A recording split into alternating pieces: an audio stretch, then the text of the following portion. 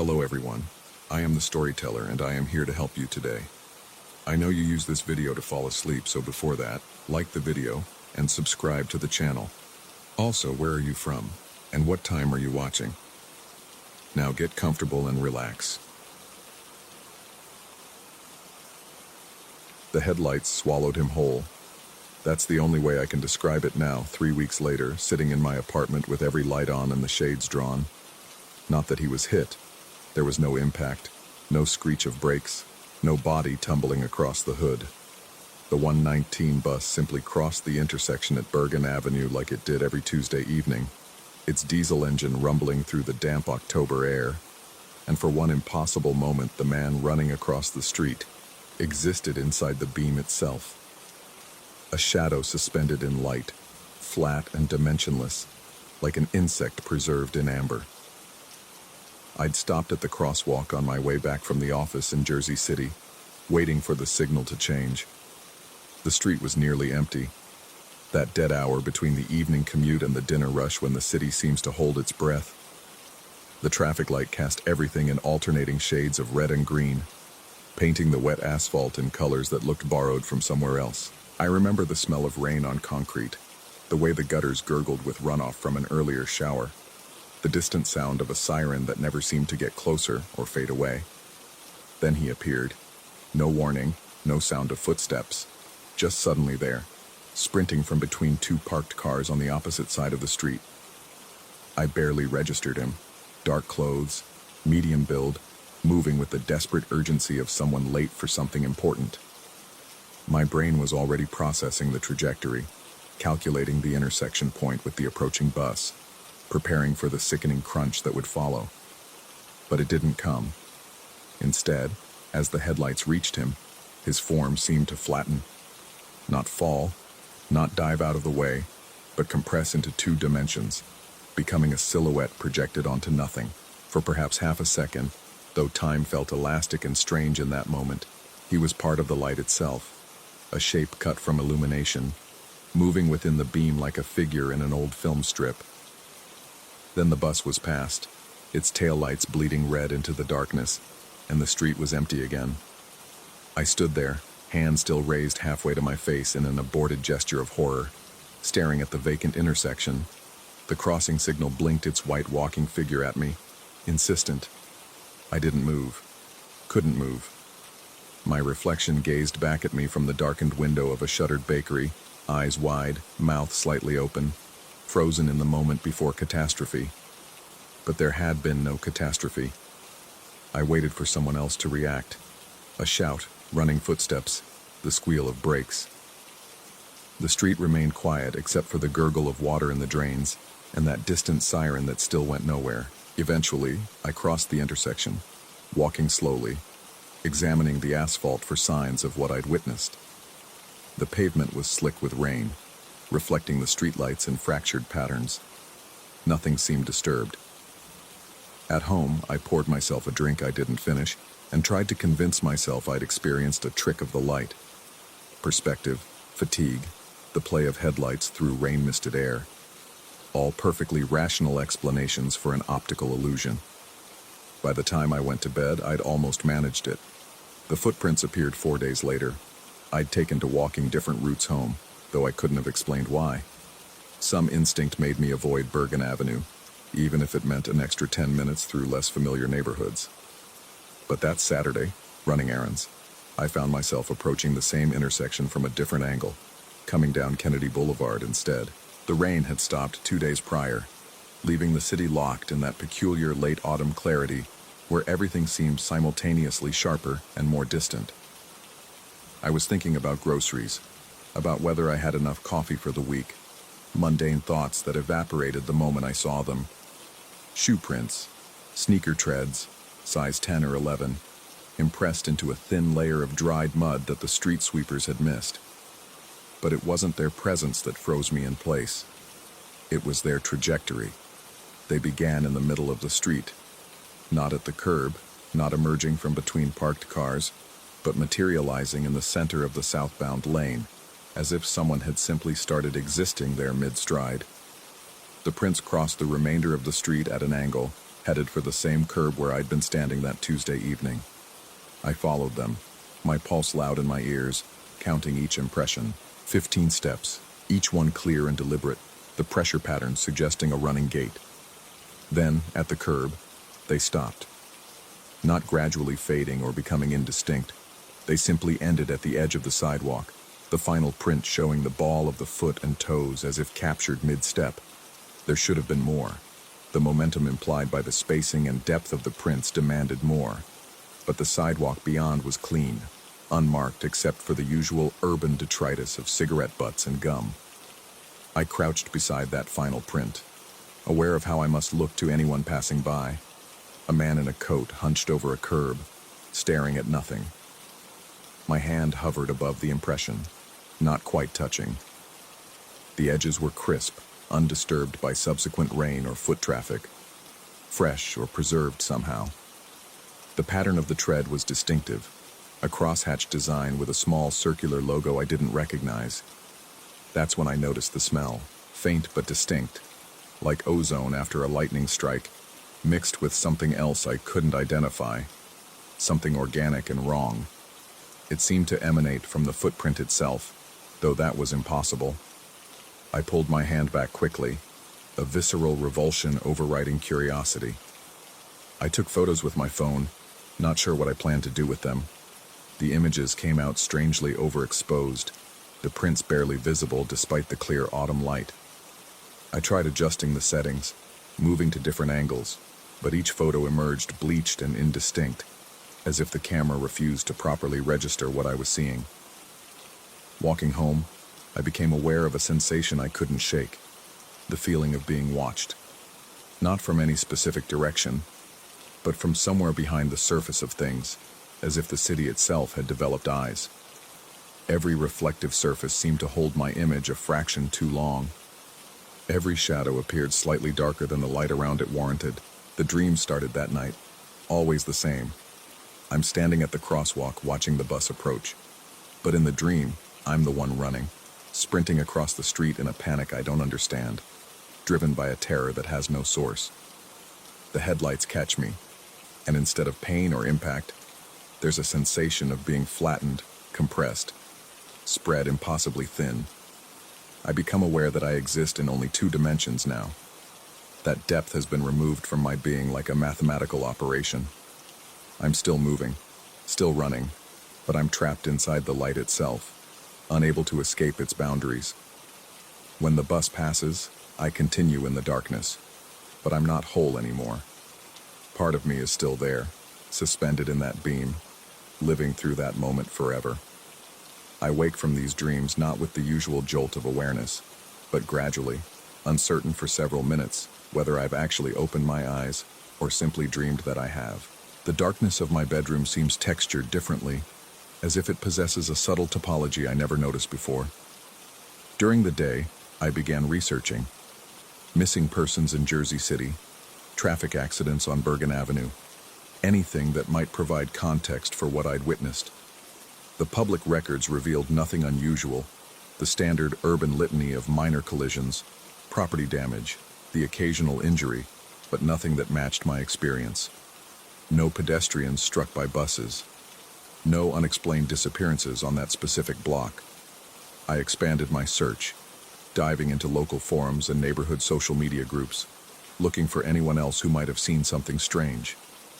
The posts I found were typical urban anxiety, strange sounds at night, suspicious individuals, the usual catalog of city-dwelling paranoia. Nothing supernatural, nothing that validated what I'd seen. Yet I kept searching, driven by a compulsion I didn't fully understand. The internet at 3 a.m. takes on a different character, the familiar websites casting longer shadows. I found myself following links to increasingly obscure sites, reading accounts of phenomena that shared only the barest similarity to my experience. Phantom hitchhikers, time slips, residual hauntings. The terminology varied, but the underlying theme remained consistent. Moments when reality developed seams, when the ordinary world revealed itself to be a thinner construction than we pretended. One forum post, buried in a thread from 6 years ago, made me stop scrolling. A username I didn't recognize described seeing someone flatten into the streetlight on their evening commute. The location wasn't specified, the details were vague, and the responses were dismissive. Jokes about checking their prescription, suggestions to lay off the weed. The user never posted again. I copied the text into a document, saved it, and stared at those words until they stopped making sense. Flatten into the streetlight. Not into headlights, but streetlight. Different, but similar enough to make my skin prickle. I tried to respond to the thread, but the forum had been archived years ago. The digital conversation frozen in time like those footprints frozen in dried mud. The following Tuesday, exactly 1 week after my discovery of the prints, I returned to the intersection. I told myself I was simply walking home via my usual route, that I'd been avoiding it for no good reason, that it was time to stop being ridiculous. But I knew I was lying to myself. I needed to see it again, to stand in that exact spot and confirm that the world still operated according to familiar rules. The intersection looked ordinary in the early evening light. Rush hour traffic moved through it in its usual patterns, oblivious to anything unusual. I positioned myself at the same crosswalk, watching the 119 bus approach from the same direction. It passed through the intersection without incident, its headlights illuminating nothing but empty asphalt and the usual urban debris. I waited for the next bus, and the next. Each time, the same mundane reality. Vehicles passing through space, light behaving as light should, the world maintaining its reliable solidity. After the fifth bus, I started to relax. Whatever I'd witnessed had been an anomaly, a one-time glitch in perception that wouldn't repeat. The footprints were probably unrelated, just an odd coincidence that my stressed mind had connected to an unconnected event. I was constructing patterns from chaos, seeing significance in randomness. Then I looked down and saw my own reflection in a puddle I hadn't noticed before. The water was perfectly still despite the passing traffic, its surface mirror smooth. And in that reflection, I saw something that made my breath catch. Behind my reflected form, a figure stood at the opposite curb. Dark clothes, medium build, utterly motionless. I spun around, but the curb was empty. When I looked back at the puddle, the reflection remained. The figure still there, watching me with an attention that felt heavy and wrong. I stepped back from the puddle, my heart hammering. The reflection should have changed with my movement, but it didn't. The figure remained in the same position, and now I could see more details. The posture suggested waiting, but waiting with a terrible patience, the kind of stillness that implied the ability to stand there for hours, days, years. The face was turned in my direction, but the features were indistinct, as if I was seeing them through frosted glass. A truck rumbled past, its wake sending ripples across the puddle's surface, and when the water settled, the reflection showed only empty street. I didn't wait for the light to change. I crossed against the signal, ignoring the honk of a taxi, and hurried home with my hands shoved deep in my pockets and my shoulders hunched against a cold that had nothing to do with the temperature. That night, I couldn't bring myself to turn off the lights. I sat in my living room with a book I didn't read, hyper-aware of every sound the building made, the creak of settling floorboards, the hum of the refrigerator, the whisper of traffic from the street below. Normal sounds that now seemed weighted with potential meaning. Around 2 a.m, I heard footsteps in the hallway outside my apartment. They approached my door with measured regularity, neither hurrying nor slowing, and then stopped. I held my breath, waiting for a knock that never came. After several minutes of silence, I crept to the peephole and looked out into the empty corridor. The hallway was deserted, but there was something off about the way the overhead lights were behaving. They seemed dimmer than usual, their glow somehow thicker, as if the air itself had become a medium that light had to struggle through. And at the far end of the corridor, where the hallway turned toward the stairwell, I thought I saw movement. A shadow that didn't correspond to any object, shifting against the wall with a liquid quality that made my stomach turn. I stepped back from the door and checked the locks. Both were engaged. The deadbolt was thrown. The chain was in place. But none of these precautions made me feel any safer. Sleep, when it finally came, was shallow and troubled. I dreamed I was looking at my apartment from outside, floating somehow at window level, watching myself move from room to room. In the dream, I noticed something I couldn't see from inside. My shadow was wrong. It moved independently, lagging behind my movements by a fraction of a second, sometimes taking different paths across the floor, and occasionally, when I stood still, it continued moving on its own, exploring the corners of rooms, reaching toward dark spaces. I woke to find it was Thursday afternoon. I'd apparently slept through my alarm, through multiple calls from work, through the entire morning. 12 hours of unconsciousness that left no memory beyond those unsettling dreams. My phone showed 17 missed calls and a growing string of increasingly concerned text messages from my supervisor. I called in sick, claimed food poisoning, and spent the rest of the day trying to convince myself I was still in control of my faculties. The rational explanations I'd constructed earlier were beginning to feel like flimsy structures, unable to bear the weight of accumulating strangeness. That evening, I found myself drawn back to the intersection. I didn't plan to go, didn't consciously decide to leave my apartment, but at some point I realized I was already halfway there, my feet carrying me along familiar streets with an autopilot certainty that felt disconnected from my will. The footprints were still there. If anything, they looked fresher than they had days ago, as if time was moving backward for them while the rest of the world aged forward. I knelt beside them again, studying the treads with an intensity that bordered on obsessive. The circular logo in the heel. I could see it more clearly now. Not a brand I recognized, but something custom, personal, an initial, maybe, or a symbol whose meaning I couldn't decipher. As I examined them, that ozone smell returned, stronger than before. And underneath it, that other scent I still couldn't identify. Organic, yes, but not anything from the normal catalog of urban smells. It reminded me of something, triggered an association my conscious mind couldn't quite access. I was so focused on the prints that I almost didn't notice the bus approaching. The 119 running its eternal route, its headlights cutting through the deepening dusk. Some instinct made me look up, made me turn toward the intersection.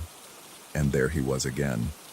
The same figure, emerging from the same space between parked cars, running with the same desperate urgency. Time seemed to slow and thicken around me as I watched him sprint toward his impossible intersection with the bus. I wanted to shout, to warn him, but my throat had closed around the words. The headlights caught him at the same point they had before. I watched, unable to look away, as his form underwent that terrible transformation. 3 dimensions collapsing into 2, depth extracted like a pulled thread, his entire being flattening into a shadow cast by light instead of blocked by it. He continued moving within the beam, a silhouette in motion, trapped in illumination. But this time, as the bus passed, I saw something else. For just a moment, as the beam swept across my position, I saw other figures suspended there with him. Dozens of them, maybe more, all frozen in various postures of running, walking, standing.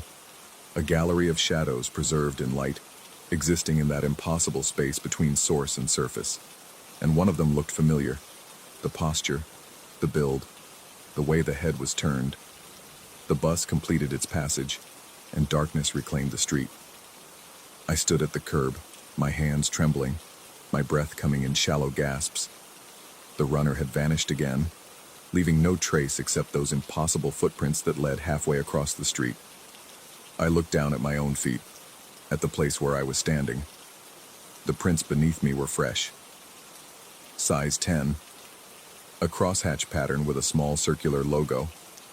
My reflection stared back at me from the bakery window, but it was standing in the street, not on the sidewalk.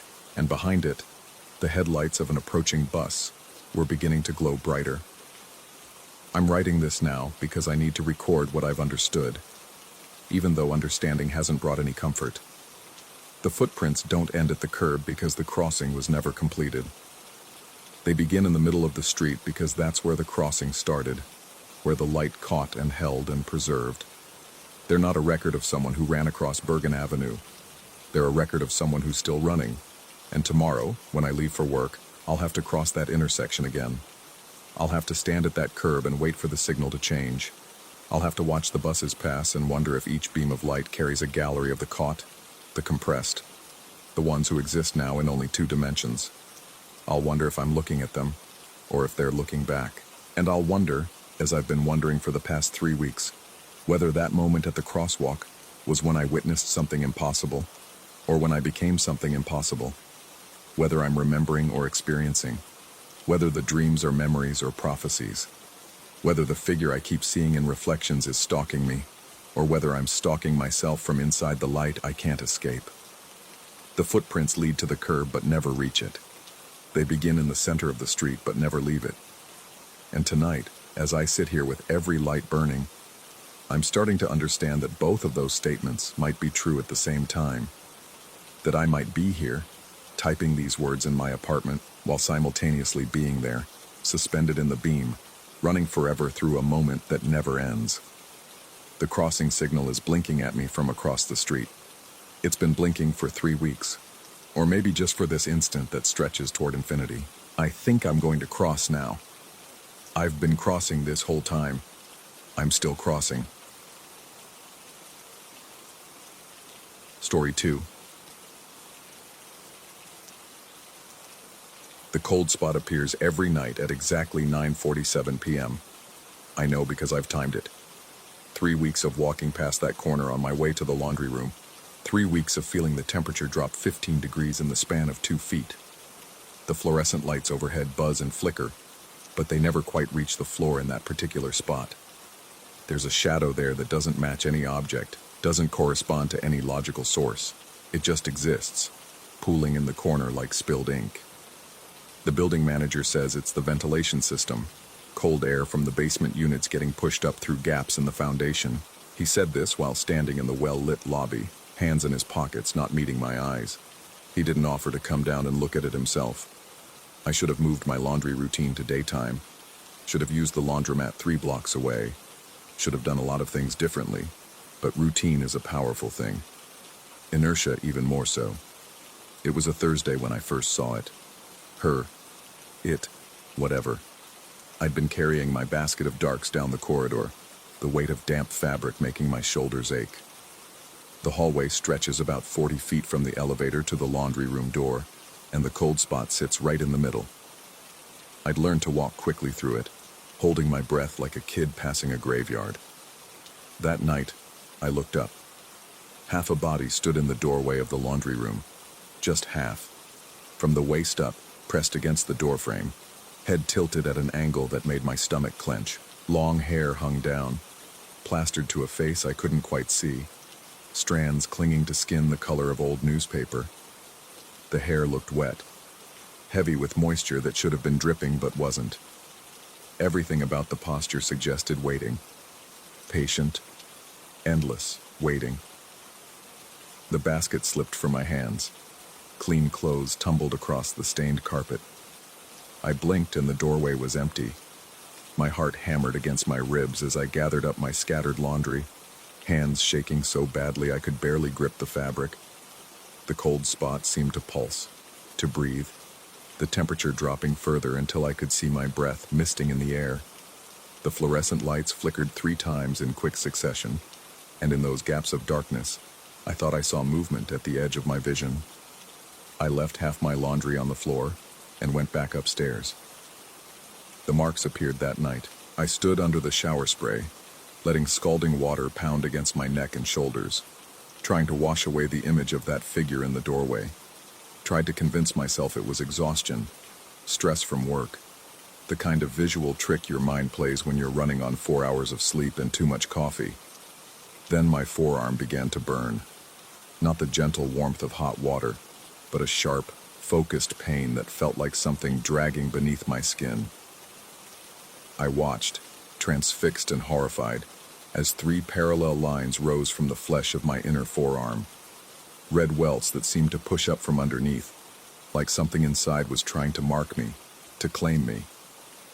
The lines were perfectly straight, perfectly parallel, each one exactly 2 inches long. I scrubbed at them, but the marks didn't fade. If anything, they grew brighter under my attention, angrier. The burning sensation spread up my arm, into my shoulder, creeping toward my chest with the patient inevitability of poison in the bloodstream. I got out of the shower and wrapped my arm in a towel, hands trembling. In the mirror, my face looked pale, eyes too wide. Behind me, the bathroom door stood open about 6 inches. I didn't remember leaving it that way. I slept with every light in my apartment burning that night. The dryer started 2 days later.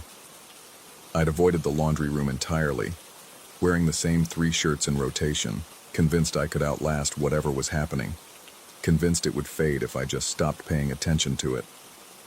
But Sunday night, I woke to a sound that pulled me from uneasy sleep. The distant rumble of a dryer drum spinning in the basement. I lay in bed, staring at the ceiling, listening to that rhythmic tumbling sound drift up through the floors. It ran for exactly 15 seconds, then stopped. Silence stretched out. I was just convincing myself I'd imagined it when it started again. Another 15 seconds. Stop. Start. Each time I walked to the bathroom, the sound began. Each time I approached my front door, it started spinning. When I stood perfectly still, it went quiet. It was responding to me. The marks on my arm had faded to a dull brown, but I could still feel them. A constant low-grade burning, like a brand that never quite healed. I found myself scratching at them unconsciously, nails dragging across the skin until thin lines of blood appeared. I called in sick to work on Monday, spent the day researching the building's history on my laptop, sitting at my kitchen table with all the curtains drawn. The apartment complex was built in 1987. Nothing remarkable about the location. No murders, no tragic accidents, no buried cemetery underneath. Just a standard residential building with beige walls and mediocre water pressure. But I found a forum post from 3 years ago, buried 6 pages deep in a local community board. Someone asking if anyone else in the Riverside apartments had experienced unusual phenomena near the laundry facilities.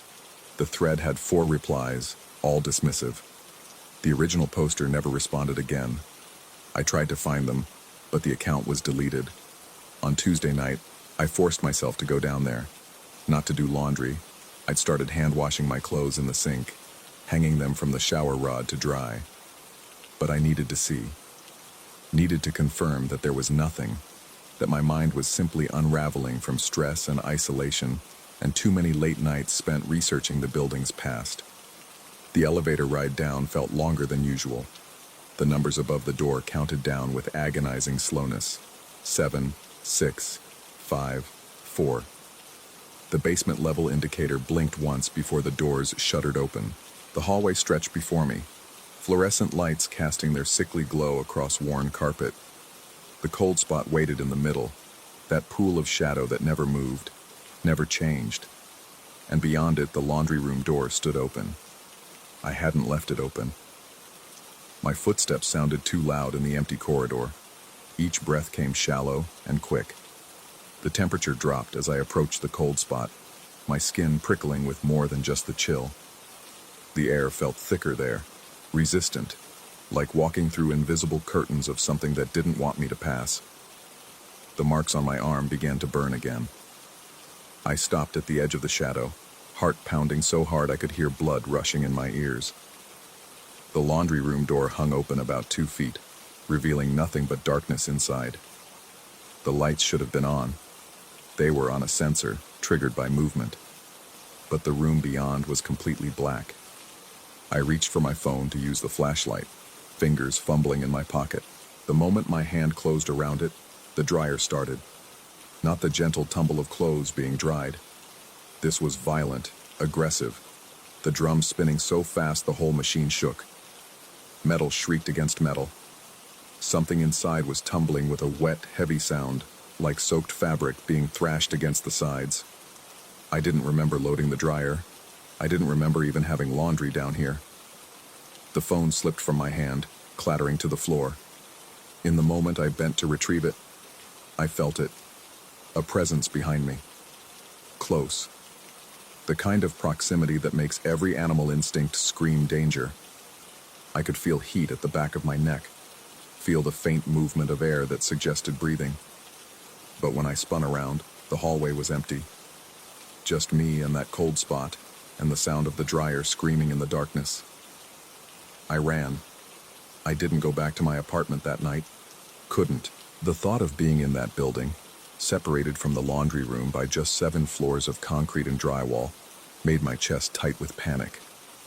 I checked into a motel 6 blocks away, paid cash, locked myself in a room that smelled of bleach and cigarette smoke. The marks on my arm had opened again. 3 clean lines that wept clear fluid, not blood.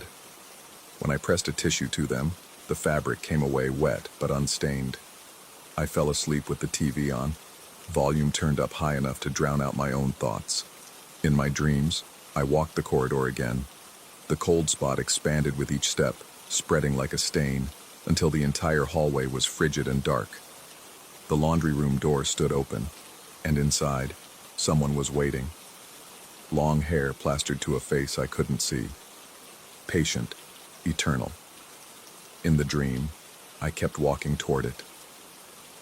The building manager called me on Wednesday morning, said there'd been complaints about noise from my unit, specifically the sound of the shower running continuously for 6 hours straight. I was 15 miles away when he called. Hadn't been back to the apartment since Monday night. He wanted to send maintenance up to check for a leak. I told him I'd been home the whole time, that everything was fine, that the neighbors must be mistaken. My voice sounded strange even to my own ears. Too high, too fast. He didn't believe me, but he also didn't push. After I hung up, I sat in the motel parking lot and stared at my phone. 3 missed calls from unknown numbers, 2 voicemails, but when I played them back, there was only silence. Not even static. Just the empty sound of an open line, as if someone was listening from the other end, waiting for me to speak first. The marks on my arms spelled something now. I couldn't quite read it. The letters were backwards, or in a language I didn't know, or simply shaped in a way my brain refused to process. But they spelled something. I was certain of it. I drove back to the building that afternoon, parked across the street and watched the entrance for 2 hours. Residents came and went. The mailman made his rounds. A woman walked 3 small dogs past my car, her breath misting in the unseasonably cold air. Everything looked normal. Everything was normal. But I could feel it, even from here. That pull, that patient, insistent invitation. The building seemed to lean toward me, windows reflecting the gray sky like dozens of watching eyes. My forearm itched. I went back inside at sunset. Told myself I just needed to grab some clothes, my laptop, important documents. Told myself I'd be in and out in 10 minutes. Told myself I was still in control of this situation, that I was making rational choices based on practical needs. The elevator ride up was normal. The hallway on my floor was normal. My apartment door was locked, just as I'd left it. Inside, everything was exactly as it should be. Dishes in the sink from Sunday morning, book open on the coffee table. The shirt I'd been wearing Monday night draped over the back of a chair, except for the wet footprints leading from my front door to my bedroom. They weren't there when I came in. I'd looked at the floor as I entered, checking for exactly this kind of thing. But now, small puddles marked a path across the hardwood, each footprint slightly smaller than my own. They glistened in the fading light from the window. I followed them. The trail led to my bedroom door, which stood open. Past the threshold, the footprints continued to my bed and stopped. The comforter was pulled back on one side, as if someone had climbed in and was waiting there, hidden beneath the covers. My mouth went dry. The marks on my arm burned with such intensity I had to grip the door frame to keep from doubling over. The shape under the covers was wrong. Too long in some places, too angular in others. Not quite human, but trying very hard to approximate the form. I should have run, should have called the police, called anyone. But instead, I heard myself speaking. "What do you want?" The room was silent. Then, slowly, the covers began to move, not being pulled back, not sliding off. They were sinking down, collapsing, as if whatever was underneath them was dissolving, melting into the mattress. In seconds, the bed was flat again, empty. The wet footprints evaporated, leaving only dry wood. But in the sudden quiet, I heard it. From 7 floors below, muffled but distinct, the sound of the dryer, spinning. I'm writing this from my apartment. It's 9:42 p.m. The dryer has been running for 3 hours straight. I can hear it through the floor, through the walls, through the pillow I've pressed against my ears. Maintenance won't answer their phones. The building manager hasn't responded to my emails. My neighbors, when I knocked on their doors, either didn't answer or claimed they heard nothing unusual. The marks on my arm have faded completely, but now, when I look in the mirror, I can see 3 parallel lines rising beneath the skin of my throat. Just faint outlines, but they're there, growing clearer by the hour. In 5 minutes, it will be 9:47 p.m. The cold spot will appear, and I know, with the certainty of someone who has already made a choice they don't remember making, that I'm going to walk down there. The laundry room is waiting. It's always been waiting. The only question I can't answer, the one that keeps me frozen here, pen in hand, watching the clock tick toward the inevitable, is whether I'm walking down to finally understand what's happening to me, or if I've been walking toward it all along. If every choice I've made since that first night was mine at all, or if the path was laid out long before I ever moved into this building. The dryer just stopped. The silence is worse.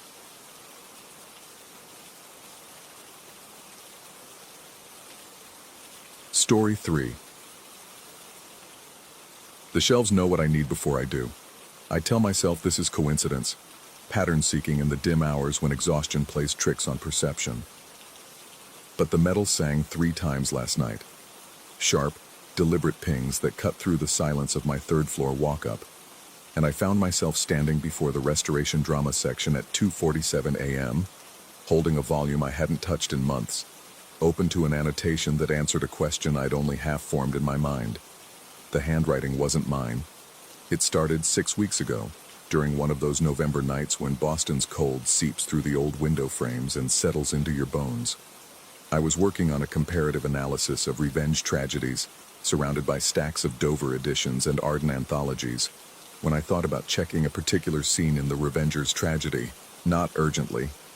Just a passing consideration I dismissed because the book was shelved deep in the 3rd row, behind 2 layers of other volumes, and I was comfortable in my nest of papers and coffee cups.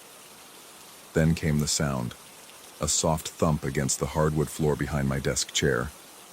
I turned to find the book face down, pages splayed, exactly where I would have set it had I retrieved it myself. The apartment's floorboards are uneven. The whole building tilts slightly after a century of settling, so books do occasionally slide. But this one had been wedged tight between a collected Marlowe and a critical edition of Webster on a shelf recessed a full 18 inches from the edge. I picked it up. It had fallen open to Act 3, Scene 5. The exact scene I'd been considering. A passage was underlined in faded pencil, and in the margin, someone had written, "Note the temporal collapse. Past murders echo in present tense. The dead direct the living." The annotation was signed with initials, R.H. The same initials appeared on the bookplate inside the front cover. From the library of R. Holloway, 3rd floor, 47 Ashfield Street. My address. My floor. The handwriting had the careful precision of an older generation, when penmanship was taught with rigor. I'd seen these markings before, scattered throughout my collection. Nearly 2/3 of my books had come from estate sales and used bookstores, but I'd never paid much attention to them. That night, I paid attention. I found R.H. everywhere. In a 1947 edition of The White Devil, in pencil, Webster understood, "We are our own ghosts." In a water-stained Duchess of Malfi, "The torture is in anticipation, the not knowing." In The Changeling, next to a scene about madness. How do we distinguish between vision and delusion when both feel equally real? By dawn, I'd gone through 37 volumes. 29 had annotations, all in the same hand, all signed R.H. The observations were brilliant, the kind of insights I wished I'd made myself. Whoever Holloway was, he'd read these plays with an intensity that bordered on obsession. His notes didn't just analyze the texts. They engaged in conversation with them, arguing with characters, questioning motives, drawing connections across centuries of drama. He'd been a scholar, clearly, perhaps a professor, almost certainly alone like me, spending long nights in this same room, at perhaps the same desk, reading by lamplight while the city slept below. I felt a strange kinship with him, also a creeping unease I couldn't quite name. The second incident happened 4 days later. I was researching the influence of Senecan revenge on English drama and needed to cross-reference a passage from Thyestes. The book was in Latin, filed on the top shelf of my far bookcase, behind volumes I hadn't consulted in over a year. I made a mental note to get it in the morning when I had better light and a step stool. 3 metallic pings rang out from across the room. I froze. The sound had come from the shelf itself, the bracket screws vibrating against the wall anchors, perhaps, or the metal support bars expanding in the heat. Old buildings make noises, radiators clank, pipes knock, wood settles and groans. I'd lived here 18 months. I knew its vocabulary of creaks and sighs. This was different. This was deliberate. 3 pings, evenly spaced, almost like a summons. I walked over slowly, heart rate elevated in a way I told myself was irrational. The Latin Thyestes was jutting out from the shelf, just an inch, but enough to be noticeable. It hadn't been like that 5 minutes ago. I would have noticed. I pulled it down. Inside, I found a letter being used as a bookmark, folded between pages 47 and 48. The paper had yellowed to the color of old bone, and the typewriter font was from an era before word processors. It was dated March 15, 1983, and addressed to R. Holloway at this address. The letter was from a university press, rejecting a manuscript submission titled The Architecture of Anticipation, Terror and Temporality in Renaissance Tragedy. The editor praised the insight but found the theoretical framework too personal, too invested in subjective experience to meet academic standards. They suggested Holloway was perhaps too close to the material, unable to maintain critical distance. There was a handwritten note scrawled at the bottom of the rejection letter in the same careful script I'd seen in the margins. They don't understand. The distance is the problem. You have to let the text consume you. You have to listen. I should have stopped reading the annotations after that. Should have boxed up the books with marginalia and stored them in the basement. Should have recognized the warning signs of someone who'd lost themselves in scholarship, who'd confused study with communion. Instead, I started seeking them out. I began keeping a notebook, cataloging Holloway's insights. His observations were too valuable to ignore, too precisely aligned with my own research interests. He'd made connections I was still groping toward, identified patterns I'd only intuited. It felt like finding a mentor, albeit one who existed only in pencil marks and faded ink. The shelves helped me find what I needed. That's how I started thinking about it, though I recognized the absurdity even as the thought formed. When I needed a specific reference, a particular book would be slightly askew on the shelf or positioned at an angle that caught the light differently. Once I woke at 3 a.m. with a half-remembered quote nagging at the edge of consciousness, and when I stumbled into my study, I found a slim volume of the Spanish tragedy lying on my desk, open to the exact passage I'd been trying to recall. I had no memory of taking it down. The metal pings became more frequent, 3 sharp notes that would sound whenever I thought about avoiding a reference check, whenever I considered leaving a question unresolved. At first, they startled me. Then they became expected. Then, and this is when I should have recognized how far I'd drifted, they became comforting. Like having a research assistant who anticipated my needs, who knew the collection as intimately as I did. Better than I did, actually, because there were books I didn't remember acquiring. A first edition of The Broken Heart, signed by the author in 1633. A manuscript facsimile of the atheist's tragedy, with production notes in the margins. A privately printed collection of revenge plays from a 1920s academic series I'd never heard of. They appeared on my shelves gradually, nestled among the familiar volumes, and I'd noticed them only when I needed them. Each bore Holloway's bookplate. Each contained his annotations. I told myself I must have bought them and forgotten. Estate sale impulse purchases, late-night online bidding I didn't recall. I'd been working long hours, sleeping irregularly. Memory lapses were normal under such conditions, but I couldn't explain how they ended up shelved in exactly the right places. alphabetized perfectly, as if they'd always been there. I decided to research R. Holloway himself. The building's landlord was unhelpful, citing privacy policies and hazy memory. But the local historical society had records. I spent an afternoon in their archives, searching property transfers and resident listings for 47 Ashfield Street. Raymond Holloway had lived in my apartment from 1967 to 1984. He'd been a doctoral candidate at Boston University, studying early modern drama. His dissertation was never completed. In March 1984, he'd been found by a neighbor, sitting at his desk, surrounded by open books, staring at nothing, catatonic. He'd been institutionalized at a private psychiatric facility in western Massachusetts. The intake notes, which I obtained through channels I'm not proud of, mentioned acute dissociative state and elaborate delusional system involving textual communication. The attending psychiatrist had written, "Patient insists the books are speaking to him, providing answers before questions are asked. Believes he is engaged in conversation with previous readers across time. Shows no insight into pathology." Holloway had never recovered. He'd remained in care until his death in 1991, at age 49. The cause was listed as pneumonia, but the medical notes mentioned he'd stopped eating in his final weeks, stopped responding to any stimuli except when someone read aloud from Renaissance plays. Then his eyes would focus, and his lips would move, mouthing words that didn't quite sync with the text being read. I closed the archive file with hands that shook slightly. I told myself this changed nothing. Holloway's mental illness didn't invalidate his scholarly insights. The annotations were still valuable. The book still contained useful information. But that night, when I returned to my apartment, I noticed something new. The annotations had multiplied, not in the sense that new ones had appeared, though I couldn't be completely certain, but in that I was seeing them everywhere now, on every page, in every margin. More than I'd noticed before, much more. Some were dated, spanning from 1968 to early 1984, documenting nearly 16 years of obsessive reading and rereading.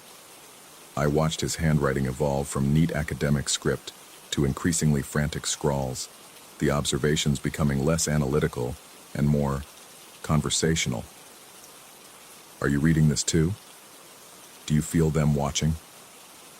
The margins are liminal spaces.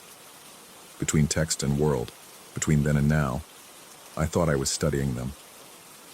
But they were preparing me. Don't resist. Let them show you. They only want to help. These were written in the final months based on the dates, January through March 1984, right before his breakdown. The handwriting was barely legible, pressed so hard into the paper that it had torn through in places. On the last dated entry, March 14, 1984, one day before the rejection letter, he'd written in the margin of The Duchess of Malfi, "I understand now. The collection chooses its keeper. The books need a reader. The dead need a voice. Tomorrow I'll show them. I'll prove I've been listening." There was nothing after that. I should have stopped.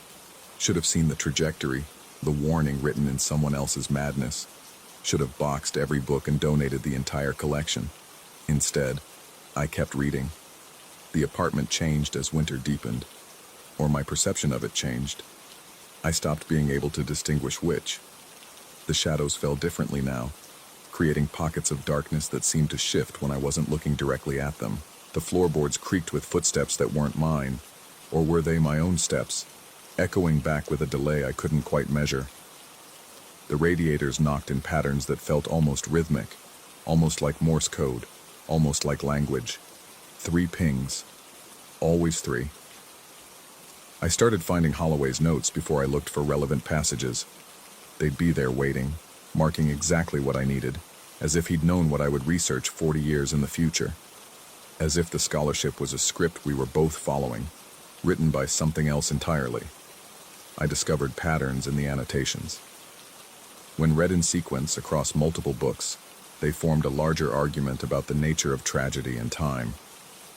Holloway had believed, or come to believe, that revenge tragedies weren't just depicting cyclical violence, but were themselves caught in loops, that the plays created temporal eddies where past and future collapsed into a perpetual present tense, That readers didn't interpret the texts so much as become absorbed into them, becoming characters in an ongoing drama that never quite concluded. "We are all revenging ghosts," he'd written, haunting pages, waiting for the next reader to give us voice. I stopped sleeping regularly, would sit at my desk until dawn, following trains of thought that felt simultaneously mine and not mine, reading passages that seemed to read me back. The books began to feel warm in my hands, as if recently held. Sometimes I'd open one and find the pages still settling, still floating down from being turned by fingers I couldn't see. My advisor emailed, concerned about my lack of contact.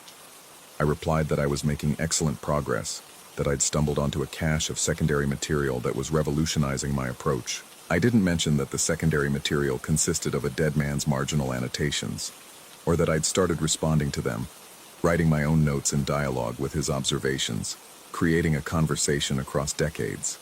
I didn't mention that sometimes, when I wrote a question in the margin, I'd return hours later to find an answer in handwriting that looked almost like mine but wasn't quite.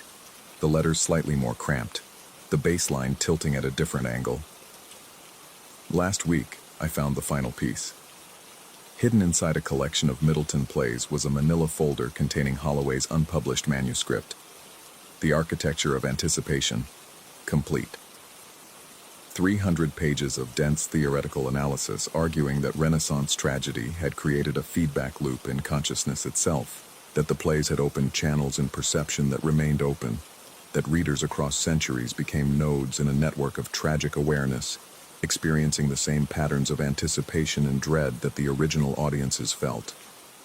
That the terror wasn't in the plays, it was in the reading of them, in the space between word and understanding, where meaning forms and reforms endlessly. The conclusion was chilling. The plays don't end. They echo. They require witnesses to complete the cycle. Each reader becomes another character, another victim of the plot that never quite resolves. We think we're observing tragedy. We're participating in it. The manuscript was rejected for good reason. It wasn't scholarship anymore. It was testimony. It was a warning that read like madness. I recognized every argument in it because I'd been thinking the same thoughts, following the same lines of reasoning, arriving at the same conclusions. I am doing exactly what Holloway did. The shelves are singing more frequently now. 3 pings that wake me at odd hours. 3 pings when I think about calling my advisor, about expressing concern, about admitting I might need help.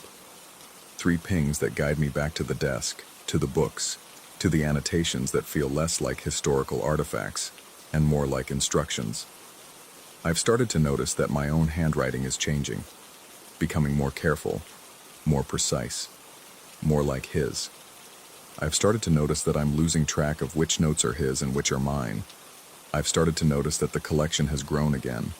Books I definitely didn't acquire, bearing book plates with my own name, dated months in the future, filled with annotations and handwriting that might be mine, might be Holloway's, might be someone else's entirely. Someone who hasn't lived here yet but will.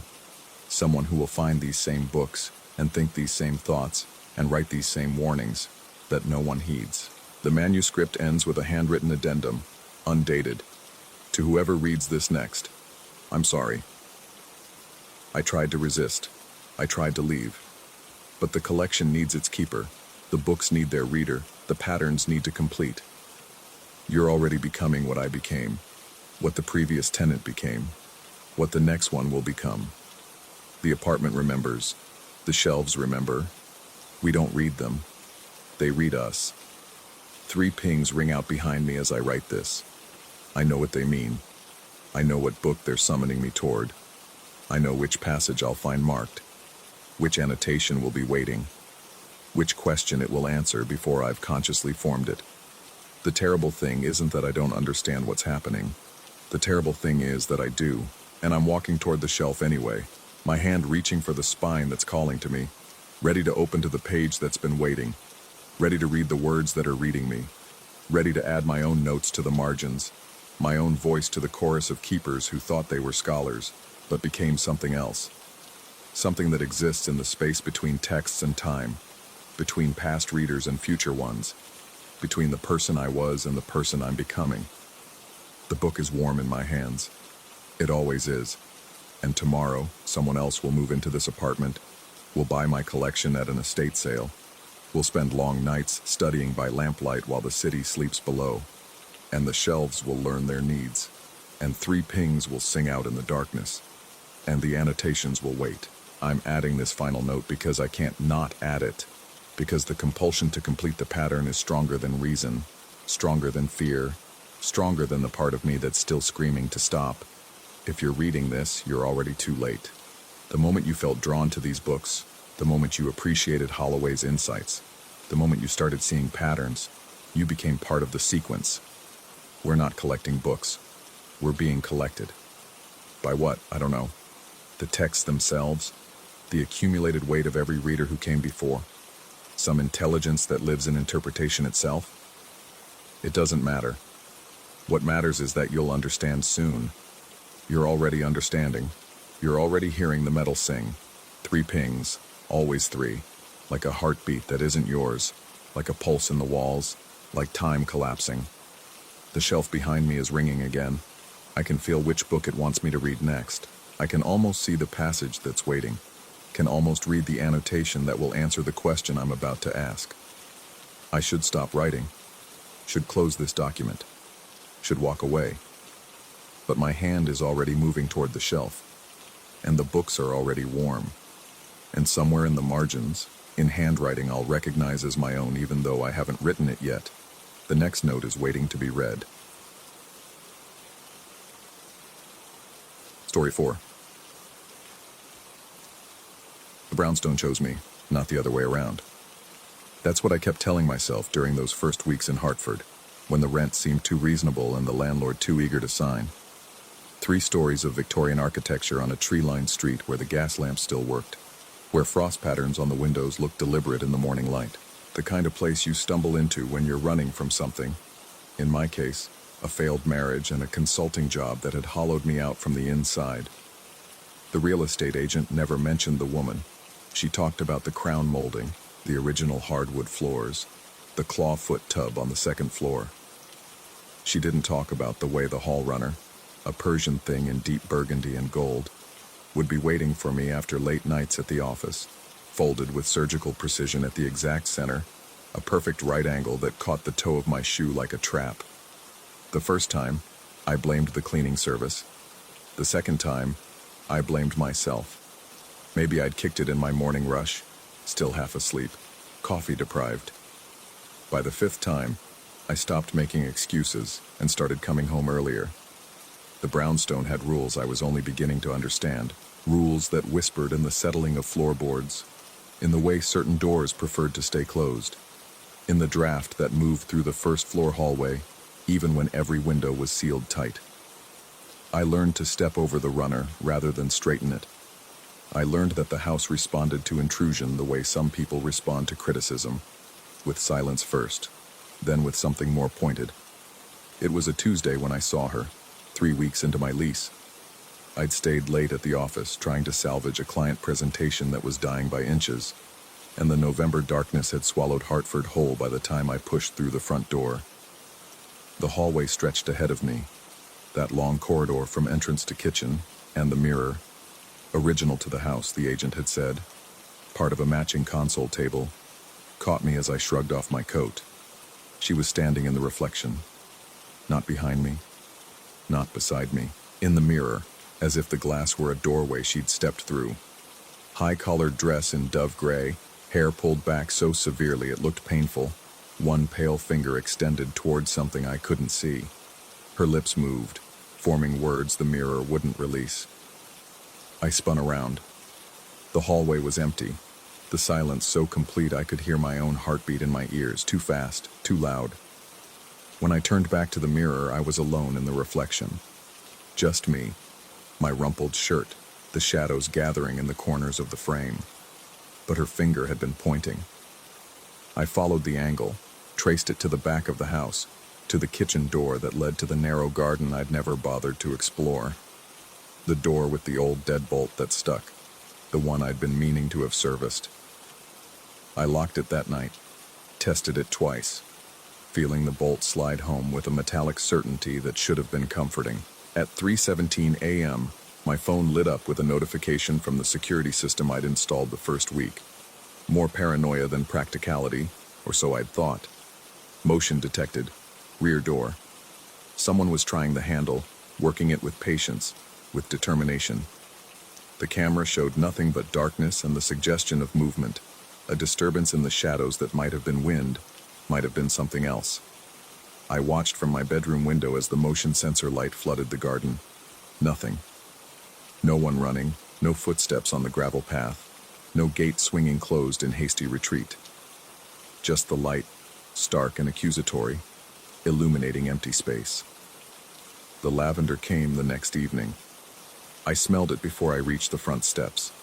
That particular scent of dried flowers and old sachets, the kind that belongs in grandmother's closets and estate sales. It hung in the air like a warning. And when I opened the door, the runner was folded again. That same perfect angle, that same deliberate placement. The pattern established itself with cruel efficiency. Late nights brought the folded runner. The lavender scent preceded the security alerts, sometimes by minutes, sometimes by hours, but always before. The woman in the mirror appeared less frequently, but when she did, she was more urgent, her pointing finger trembling with what might have been frustration or fear. I started researching the house. The Hartford Historical Society had records dating back to 1887, when the brownstone was built for a family whose name had been scratched out of the original deed. The librarian who helped me, a thin man with kind eyes who never asked why I wanted to know, mentioned that the property had changed hands 17 times in the past century. An unusual number, he said, for such a desirable location. Some of the previous tenants had left notes in the margins of old property surveys, cramped handwriting that deteriorated into illegibility, references to disturbances, and unnatural persistence. One notation dated 1952 simply read, "She knows. She always knows." I stopped going to the office, started working from the second-floor study, where the window overlooked the street and I could see anyone approaching. The house settled around me like a living thing, creaking and sighing through the short December days. The lavender became more insistent, stronger, until it seemed to seep from the very walls. My business partner called, concerned about the client presentation I'd abandoned mid-sentence during a video call. I'd been staring at something over the camera, he said. Something that had drained the color from my face. I didn't remember. I remembered the lavender, suddenly overwhelming, and the sound of footsteps in the hall outside my study, deliberate and measured, though the security system showed I was alone. The mirror became my obsession. I would stand in front of it for hours, waiting for her to appear, to give me some explanation, some context for the warnings, because that's what they were. Warnings. The runner marking the threshold between safety and danger. The lavender announcing the approach of something I couldn't see but could feel. A presence that tested the doors, that walked the perimeter of the house in those dead hours before dawn. I started taking photographs of the mirror at different times, different angles, trying to capture her. The images showed only my own deteriorating appearance. The circles under my eyes deepening, my clothes hanging looser, the stubble becoming a beard I didn't remember deciding to grow. But in one photo, taken at twilight with my phone's flash disabled, there was something else. A suggestion of movement in the background, a blur that could have been a trick of low light or could have been the edge of a gray dress, the curve of a severely pulled back hairstyle. The security system evolved its own language. Motion at the rear door, motion at the basement windows, motion in the garden, where the old stone bench sat among the overgrown rosemary and mint. I stopped responding to the alerts, stopped checking the cameras. What was the point? Nothing was ever there, and yet something was always there, patient and methodical, testing for weakness. I found the letters in the third week of December, tucked behind a loose baseboard in the second-floor bedroom. 7 envelopes, yellowed with age, addressed to someone named Millicent. The postmarks were illegible, but the handwriting was elegant, formal. I opened them on the study floor, hands shaking for reasons I couldn't name. They were warnings. All of them. A sister writing to Millicent, begging her to leave the house, to abandon whatever compulsion kept her there. He knows when you're alone, one letter read. He watches from the garden. You must leave before he finds his way in. Another was more direct. The lavender is not protection enough. It only delays him. Please, before it's too late. The last letter was different. Shorter, written in what looked like haste, the ink blotted and smeared. I understand now. You're not waiting for help. You're standing guard. But Millicent, what happens when you tire? What happens when you fail? I read them again and again, trying to parse their meaning, to fit them into the topology of dread that had taken over my life. Millicent in the mirror, pointing toward danger. Millicent folding the runner to mark the threshold. Millicent sending the lavender like smoke signals from some other dimension of the house. But standing guard against what? The answer came on the longest night of the year. I'd given up on sleep entirely by then, sustained by coffee and the manic energy of someone whose grip on reality had become negotiable. The house was decorated for a Christmas I wouldn't celebrate. I'd put up a tree in some fit of normalcy, hung lights I never turned on. The decorations felt like props in a play I was performing for an audience of one. The lavender hit me as I climbed the stairs to bed, so strong it made my eyes water. I stopped on the landing, every nerve ending suddenly alive with animal awareness. The security system was silent. No notifications, no alerts. But the scent was overwhelming, urgent, screaming a warning I was finally ready to hear. I went to the mirror.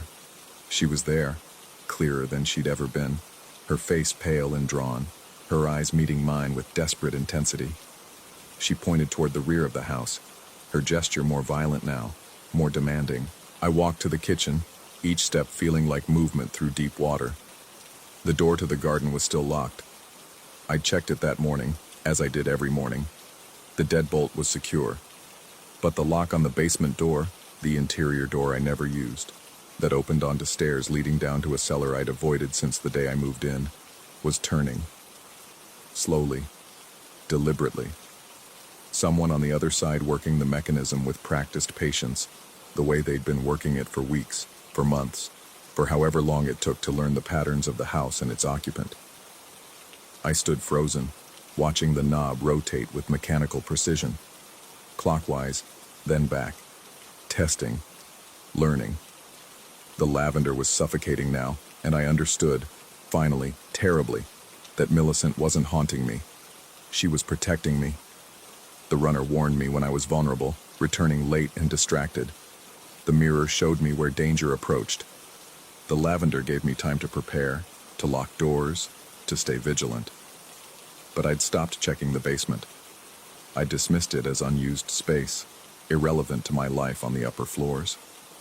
I'd forgotten that old houses have bones, have access points that predate modern security, that remember older forms of intrusion. The knob stopped turning. The silence that followed was worse than any sound could have been. I backed away from the door, my hand finding my phone, pulling up the security app.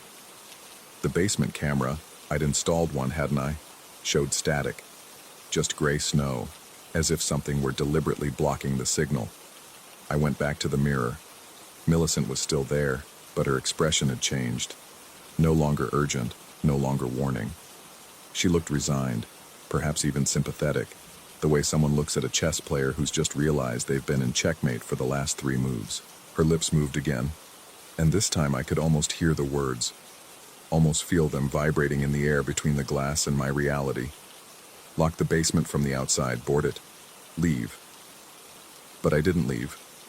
I stood there in the hallway, in the house that had chosen me, or that I had chosen in my desperation to escape my old life. I thought about the 17 previous tenants, about the notes in the margins of old surveys, about a woman who had died, or changed, in this house, and somehow remained, standing watch, buying time for strangers who would never know her name. The lavender was fading now, giving way to something else, a smell of damp earth and old stone, of things that grow in darkness.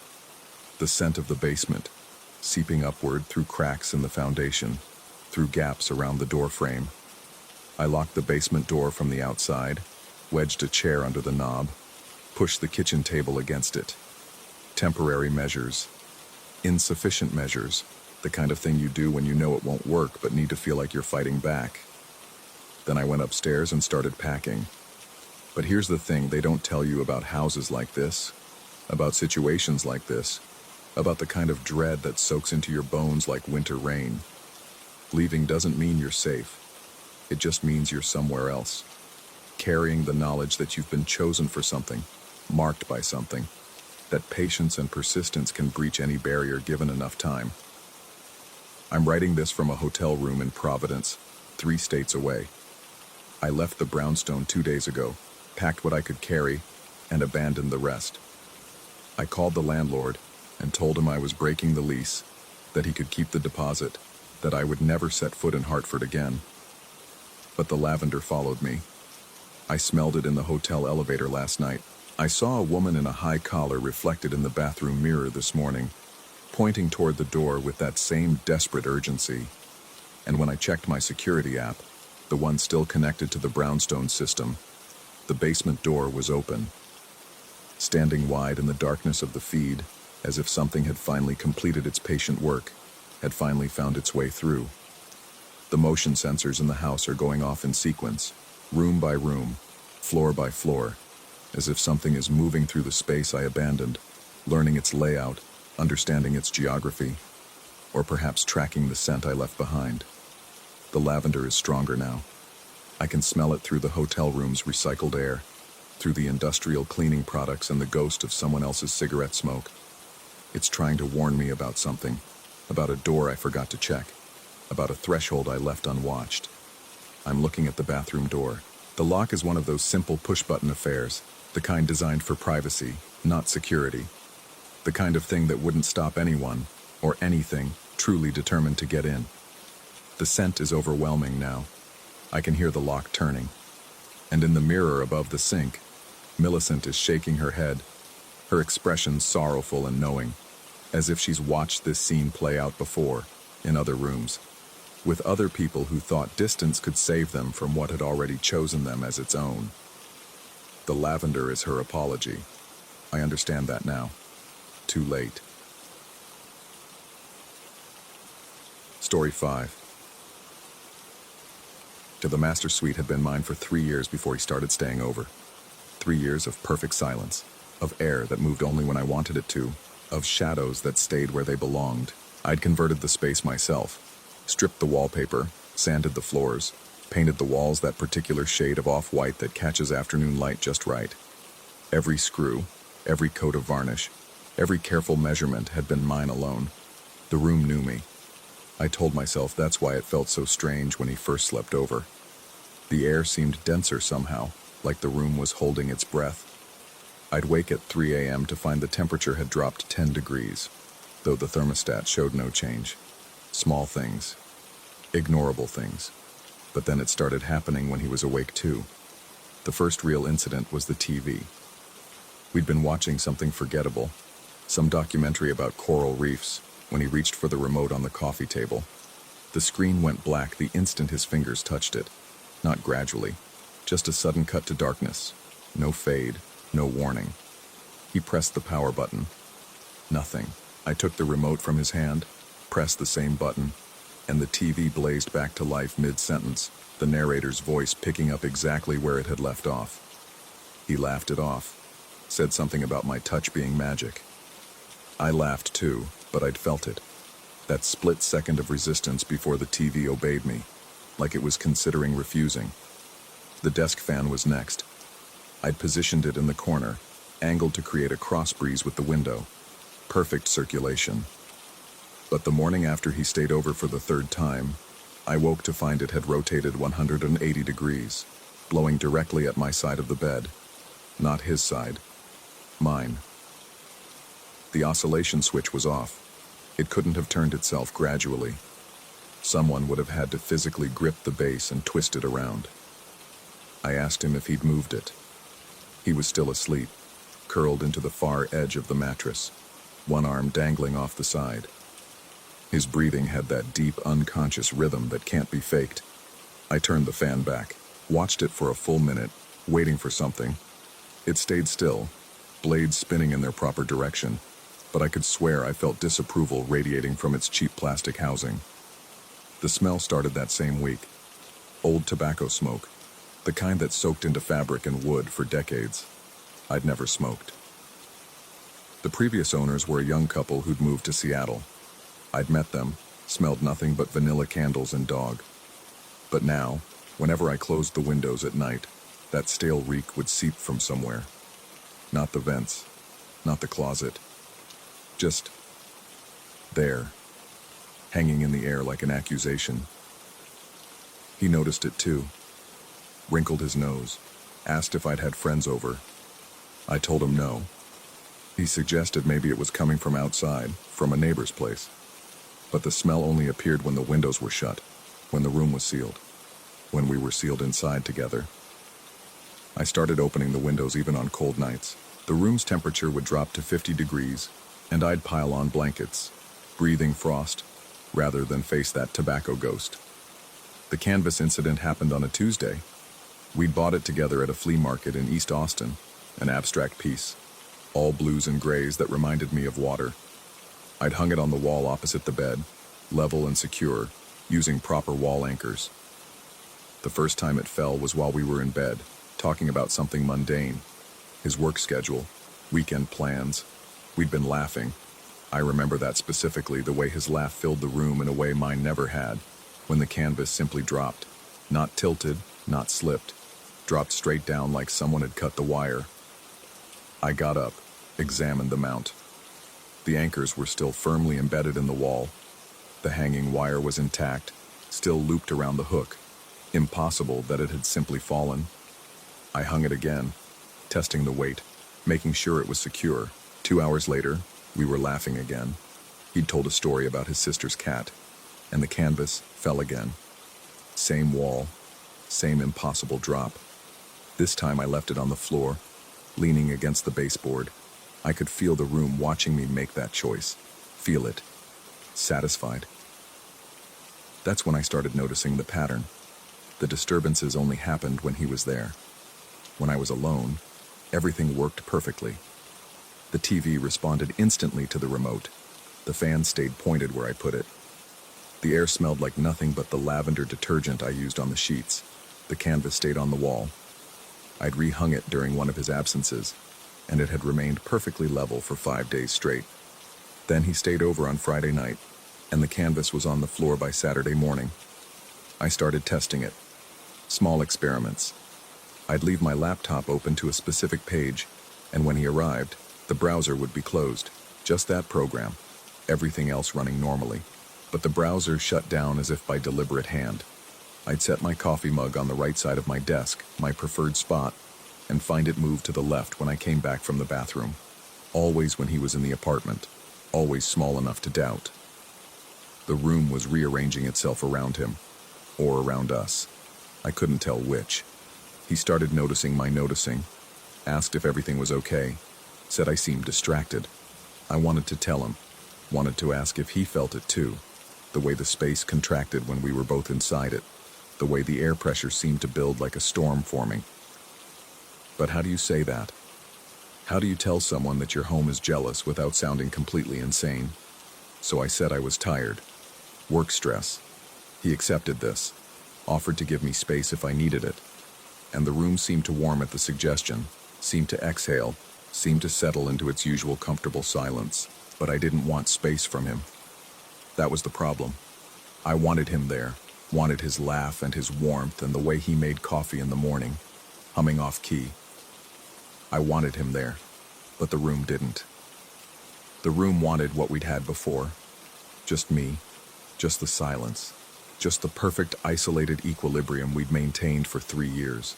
The territorial behavior escalated. I'd go to kiss him, and the lamp would flicker. Not a power surge, just that lamp, just that moment. We'd lie in bed together and the floorboards would creak in sequence, like footsteps circling us. Slowly, deliberately. The pattern always the same. Start at the door, move along the wall, pause at the foot of the bed. Wait there. I'd count the seconds, never less than 30, never more than 40, before the invisible presence would retreat back to the door. I started sleeping poorly, would wake at 4 a.m. to find myself pressed against the very edge of the mattress, as if I'd been slowly, incrementally pushed there. He'd be sleeping peacefully in the center, and I'd be clinging to 6 inches of space, my body remembering a pressure I couldn't recall feeling. The worst part was the ambiguity. I could never quite catch it happening. Never saw the fan turn. Never heard the canvas fall. Never felt the laptop keys being pressed. Everything occurred in the gaps, in the bathroom breaks, in the moments I blinked, in the spaces between attention. I considered moving. Thought about finding a new place, starting over somewhere that didn't know me, didn't have 3 years of solitary occupancy soaked into its bones. But the thought of leaving made my chest tight. This was my space. I'd built it. Measured every angle, chosen every fixture. It was mine. But was it? Or had I become its? 3 weeks after the canvas fell for the second time, he asked if he could leave some clothes here. Just a few things. Toothbrush, a change of shirt. Basics for the mornings after. Practical, reasonable, the kind of thing people do when they're moving towards something more permanent. I said yes. I watched his face light up. I felt the room go cold. That night, alone again, I sat on the edge of the bed and spoke to the empty air. Told it, whatever it was, that I wasn't alone anymore. That I didn't want to be alone anymore. That things change. That spaces have to accommodate growth. The room didn't answer, but the silence felt different. Not peaceful. Listening. His clothes arrived the next weekend. I cleared a drawer, hung space in the closet. He arranged his things carefully, asking where I wanted each item. I told him anywhere was fine. Make yourself at home. The words felt wrong the moment they left my mouth. This wasn't his home. It was tolerating him, at best. That night, every hanger in the closet where his shirts hung had rotated backward, facing the wrong direction. Just those hangers, not mine. I found them at 2 a.m. when I got up for water, opened the closet door looking for a sweatshirt. 12 hangers, all precisely reversed, the shirts hanging inside out against the wall like they were trying to hide. I didn't tell him. Fixed them in the dark, hands shaking. The tobacco smell got stronger, started appearing even when the windows were open. I'd wake to it, thick and choking, feel him sleeping peacefully beside me, unaffected. Or was he? I'd catch him awake sometimes, staring at the ceiling, and I'd wonder what he was feeling, what he wasn't saying. I started researching. Late-night searches on my phone, locked in the bathroom, haunted houses, psychic imprints, residual energy, explanations that required belief in things I'd never considered. But what was the alternative? That I was imagining it? That seemed harder to believe than ghosts. Or maybe I was imagining it. Maybe the isolation had done something to me, twisted something fundamental, and now my mind was inventing resistance where there was none. Maybe the room was just a room, and I was just someone who'd spent too long alone, who'd started mistaking solitude for companionship. I'd test this theory in the morning, I decided. Would ask him directly what he'd noticed, make a list of incidents, see if his matched mine, confirm the shared reality. But morning came, and I couldn't do it. The words stuck in my throat. Because if he said he'd noticed nothing, if the TV had never shut off for him, if the fan had never moved in his memory, if the canvas falls were just gravity and bad mounting, then what would that make me? So I stayed quiet. We made coffee. He hummed that off-key melody. I watched the steam rise from my mug and noticed it was on the left side of the desk again, though I'd set it down on the right. He kissed me goodbye at the door, said he'd see me Thursday. I watched him walk to his car, get in, drive away. The moment his taillights disappeared around the corner, the apartment exhaled. The air warmed. The pressure lifted. Everything settled into its familiar configuration. I stood in the doorway, key in hand, understanding with perfect clarity that I was being given a choice. I could keep this. The silence, the perfect equilibrium, the space that knew me and only me. Or I could keep him, and whatever battle of wills that would entail. The room waited for my decision. I could feel it waiting, patient, certain. I stepped back inside and closed the door. The lock clicked with a sound like satisfaction. I walked to the canvas on the floor, still there where it had fallen weeks ago, and picked it up. Held it.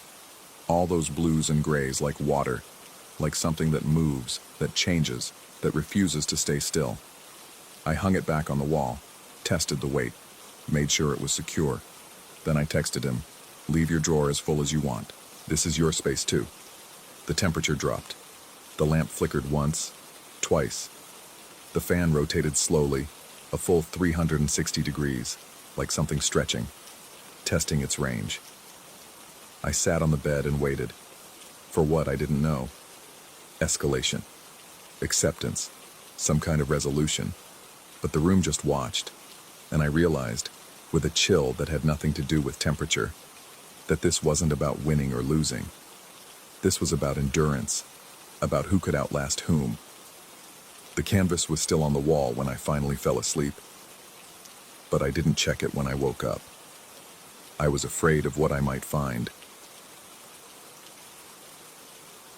Story 6.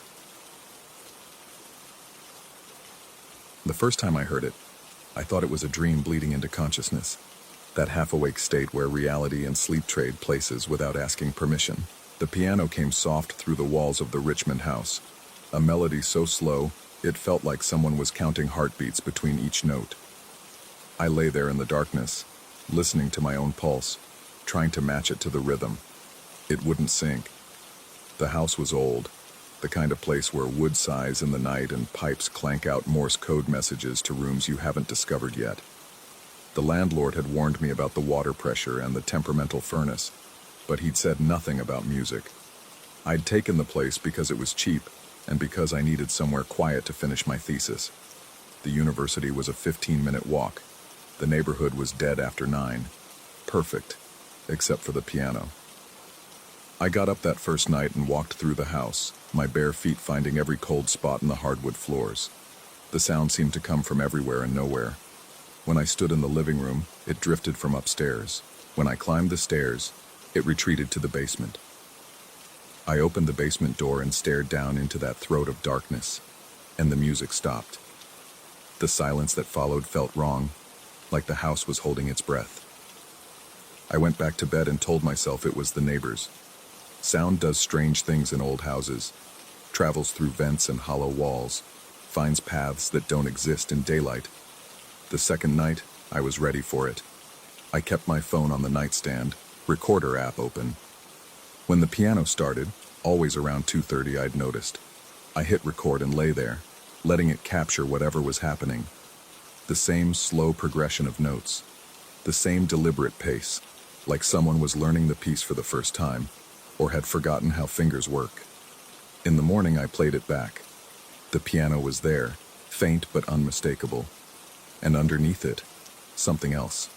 A low rhythmic pulse, almost imperceptible, not random static, a pattern. Oh, I turned the volume up and listened closer, and my skin went cold. It was regular, mechanical, like a metronome ticking somewhere in the dark spaces of the recording. But I didn't own a metronome. The house didn't have a piano. I started recording every night, built up a collection of audio files, each one capturing that same melody, that same underlying pulse. During the day, I'd walk through Richmond's streets, looking at my neighbors' houses, trying to figure out which one held an insomniac pianist. I never saw instruments through any windows, never heard music except in the deep hours of the night. In my house, in my bedroom, the landlord was no help. When I called to ask about previous tenants, he got defensive, asked if there was a problem with the property. I told him no, everything was fine, just curious about the history of the place. He said he'd inherited it from an uncle and didn't know much about its past. His voice had an edge that suggested I shouldn't ask again. I tried sleeping with earplugs. The music found its way in anyway. I tried sleeping with headphones playing white noise. The piano melody wove itself between the static, like it was always there, just waiting to be noticed. Weeks became months. My thesis languished. I spent my days exhausted, my nights cataloging recordings, trying to find meaning in the metronome pulse hidden in each file. I started to recognize the piece. A Chopin nocturne, I thought. Though played so slowly, it took me weeks to identify it. The kind of music meant to be beautiful, rendered strange by the wrong tempo. The smell started in November. Wood polish, old wax. It would hit me at random moments, always strongest when I was near sleep. I'd be drifting off, and suddenly my nose would fill with it, sharp and immediate, like someone had just finished polishing the floors in a house that existed 40 years ago. The scent would drag me back to consciousness, and there would be the piano, right on schedule. I stopped having friends over. How do you explain to someone that your house plays itself music? That you've recorded it, documented it, but can't find its source? I could see it in their eyes when I tried. Concern, discomfort, the quiet calculation of whether I was losing my grip. Maybe I was. I started finding myself in strange places. I'd be working at my desk and realize I was standing in the basement, hand resting on the wall, with no memory of going downstairs. I'd wake up sitting at the small table in the kitchen, my fingers moving against the wood like I was playing invisible keys. Each time, there was that smell. Wax and old wood. Like the house was trying to remember something. The recordings became my obsession. I'd listened to them for hours, isolated the background noise, amplified it. The metronome pulse never varied. Perfectly regular, perfectly mechanical. I counted the beats and realized they matched my resting heart rate. Exactly, not close. Exact. I consulted a sound engineer, brought him my best recording. He looked at me strangely after analyzing it, asked if I was playing a joke. The underlying pulse, he said, wasn't coming from an external source. It was embedded in the ambient sound itself, like someone had encoded it into the room's acoustic signature. Impossible, technically. But there it was. I started sleeping in different rooms, trying to escape it. The guest bedroom, the couch, the bathroom floor. The music followed. Always the same volume, the same slow Chopin, the same invisible metronome counting something I didn't understand. In December, I decided to leave, found another place, started packing. The night before the move, the piano played differently, faster, urgent. I lay in bed, paralyzed by something I couldn't name, and listened to the melody race through its progression. The metronome pulse accelerated too, matching the music, and my heart hammered in my chest, trying to keep up. When it stopped, the silence was so complete I thought I'd gone deaf. I didn't sleep that night. Just lay there, waiting. Nothing came. The new apartment was sterile and modern. No history, no character, no music. I slept for 12 hours the first night, dreamless and deep. Started to convince myself I'd been stressed, sleep-deprived, caught in some kind of feedback loop between anxiety and insomnia. The recordings sat on my phone, but I didn't listen to them. Didn't delete them either. Years passed. I finished my thesis, took a job, built a life that didn't include phantom pianos or impossible metronomes. The Richmond house became a story I told carefully, testing people's reactions, gauging whether they thought I was someone who'd had a strange experience or someone who'd had a breakdown. 3 years later, I found myself in a theater lobby, waiting for a concert to start. The space was beautiful. Restored Victorian architecture, dark wood panels, the smell of old varnish. I was reading the program when the warmth-up started, and a pianist on stage began playing scales. Then he switched to Chopin, the nocturne, the same one. My vision went white at the edges. The lobby floor beneath my feet wasn't marble anymore. It was those old hardwood boards from Richmond, every knot and grain exactly where I remembered. The smell of wood wax overwhelmed everything, so strong I could taste it. People moved around me, but they were far away, on the other side of some membrane I couldn't name. I stood there while the pianist played, and I knew, not remembered, knew, that I'd played this piece. Not learned it, not practiced it. Played it at 2:30 in the morning in a house with no piano. my fingers moving through air, the metronome of my heart keeping perfect time in the dark. When the concert ended, I walked out into the night and pulled out my phone. The old recordings were still there. I hadn't listened to them in years, hadn't needed to. Now I pressed play on the oldest one, from that first week in Richmond. The piano was there, the metronome pulse underneath it. But now I could hear something else, something I'd missed before. Breathing, slow and even, coming from the same distance as the music, from the same source. My breathing. I stood on the sidewalk, listening to 3-year-old audio of myself sleeping while music played, and I understood that I'd been asking the wrong question all along. It wasn't about where the music was coming from. It was about where I went when it played. I scrolled through the recordings, played them one after another. Every single one contained that breathing. My breathing. Always at the same steady rate, never disturbed by the music, like my body knew something my mind refused to accept. The metronome pulse matched my heartbeat. The breathing was mine, and somewhere in those recordings, buried in the layers of sound I'd analyzed and amplified and obsessed over, was the soft creak of footsteps on hardwood floors. Moving, purposeful, following patterns I'd traced but never understood. I deleted the recordings, all of them, watched them disappear one by one from my phone's memory. It didn't matter. I could still hear them. Can still hear them. Sometimes late at night I wake up with the smell of wood wax in my nose and a melody running through my head. My fingers move against the sheets, finding keys that aren't there, keeping time to a metronome that only exists in the dark spaces between thought and action. And I wonder what else I've played, what other rooms I've walked through while my body slept, what other music I've made with instruments that don't exist. The house in Richmond has new tenants now. I checked. I've driven past it twice, late at night, trying to see if there's a light on in my old bedroom window, trying to see if someone else is lying awake, listening to something they can't explain. The windows are always dark, but last week I saw someone standing on the porch, looking out into the street. Just standing there, motionless, at 2:30 in the morning. I couldn't see their face in the darkness, but I saw their hands. They were moving, like they were playing piano. And somewhere, in a part of my mind I can't quite reach, I felt my own fingers begin to move in response, matching their rhythm, following along with a piece I don't remember learning. The metronome keeps time in the dark, even now. Especially now. I just don't know what it's counting down to. Story 7. The memorial sat on what used to be the eastern lawn of Penhurst State School, a mile outside Spring City.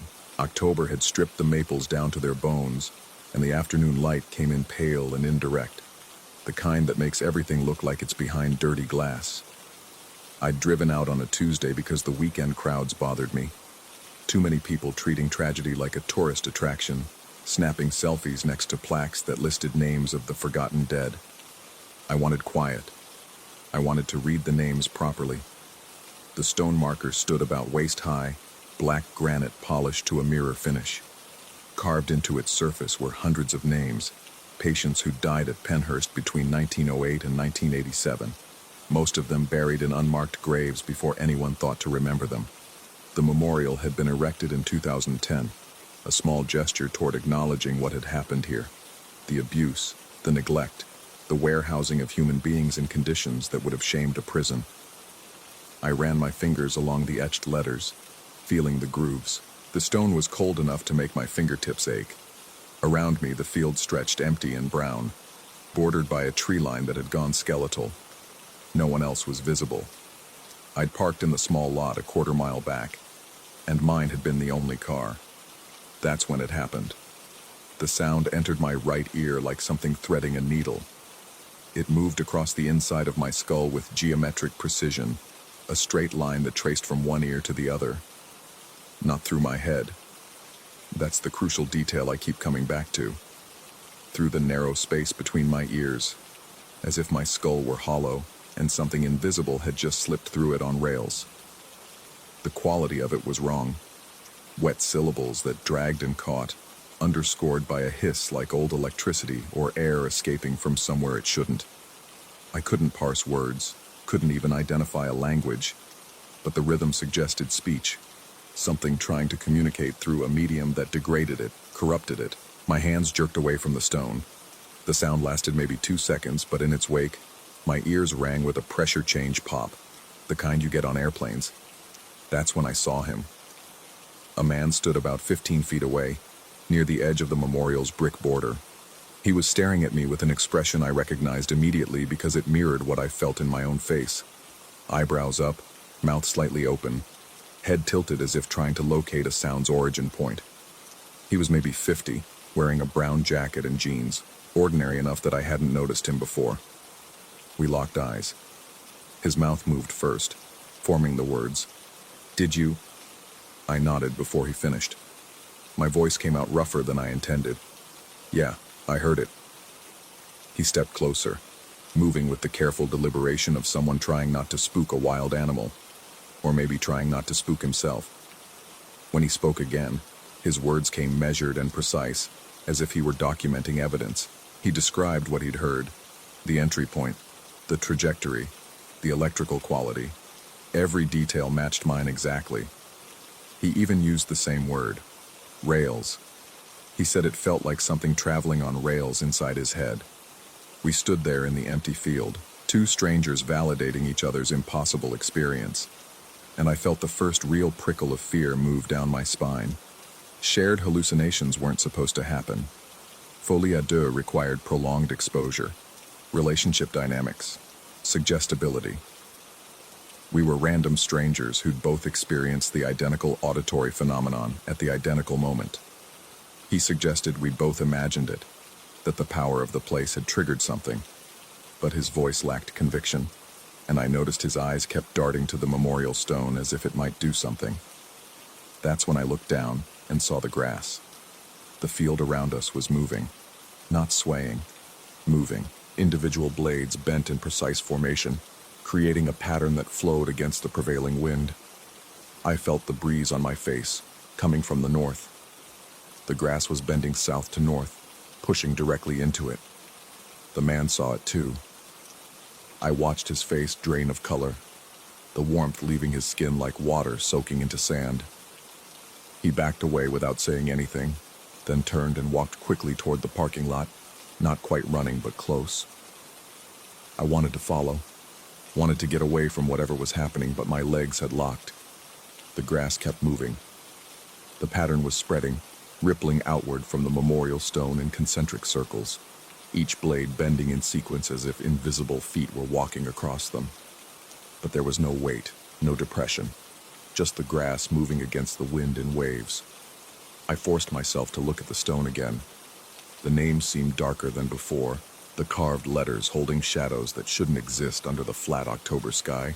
My vision did something strange, doubled, then refocused, and for a moment, I could have sworn the letters were moving, crawling across the granite like insects. I blinked hard. The letters were still. Of course they were still. Carved stone doesn't move.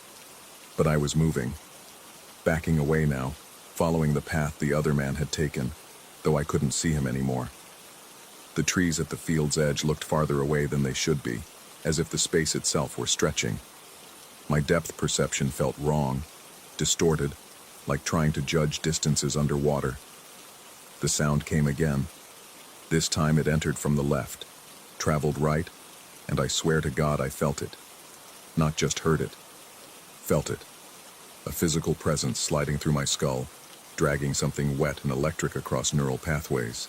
The syllables were clearer now, almost forming words, and part of me desperately wanted to understand while another part screamed at me not to listen, not to try to comprehend whatever was attempting communication. I stumbled.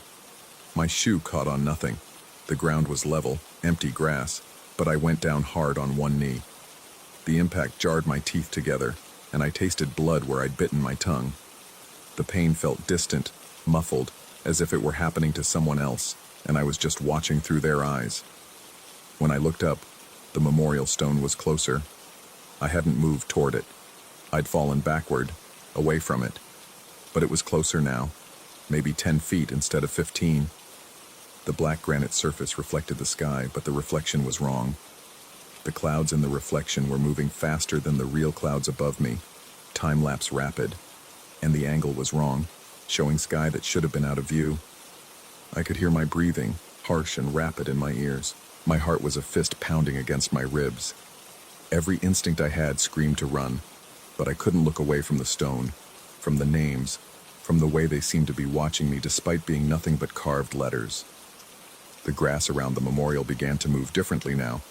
Instead of concentric circles, the blades formed lines, straight paths that led from the stone's edges outward like spokes on a wheel. They pointed in specific directions, and when I followed one with my eyes, I saw it led to a depression in the earth about 20 feet away. A subtle dip in the ground, rectangular in shape, grave-sized. There were others. As my eyes adjusted to the patterns, I saw them everywhere. Dozens of shallow depressions scattered across the field, each one connected to the memorial stone by a line of moving grass. Unmarked graves, the ones they'd buried people in before anyone thought to keep records, before anyone cared enough to mark the spots where human beings had been planted like seeds that would never grow. Something moved in my peripheral vision. I jerked my head toward it, but there was nothing there, just the empty field, the skeletal trees, the pale sky. But I'd seen something, a figure, human-shaped but wrong somehow, too tall or too thin or moving in a way that didn't match normal joint articulation. My hands were shaking. I pushed myself up to standing, never taking my eyes off the memorial, and started backing away again. The grass moved under my feet, bending away as if repelled by my steps. Every blade I touched went flat, pressing itself to the earth as if trying to avoid contact. The sound came a third time, and this time I understood part of it. One word, clear and distinct among the garbled syllables. Remember. My legs finally unlocked. I turned and ran. The parking lot seemed miles away, though I knew it was only a quarter mile.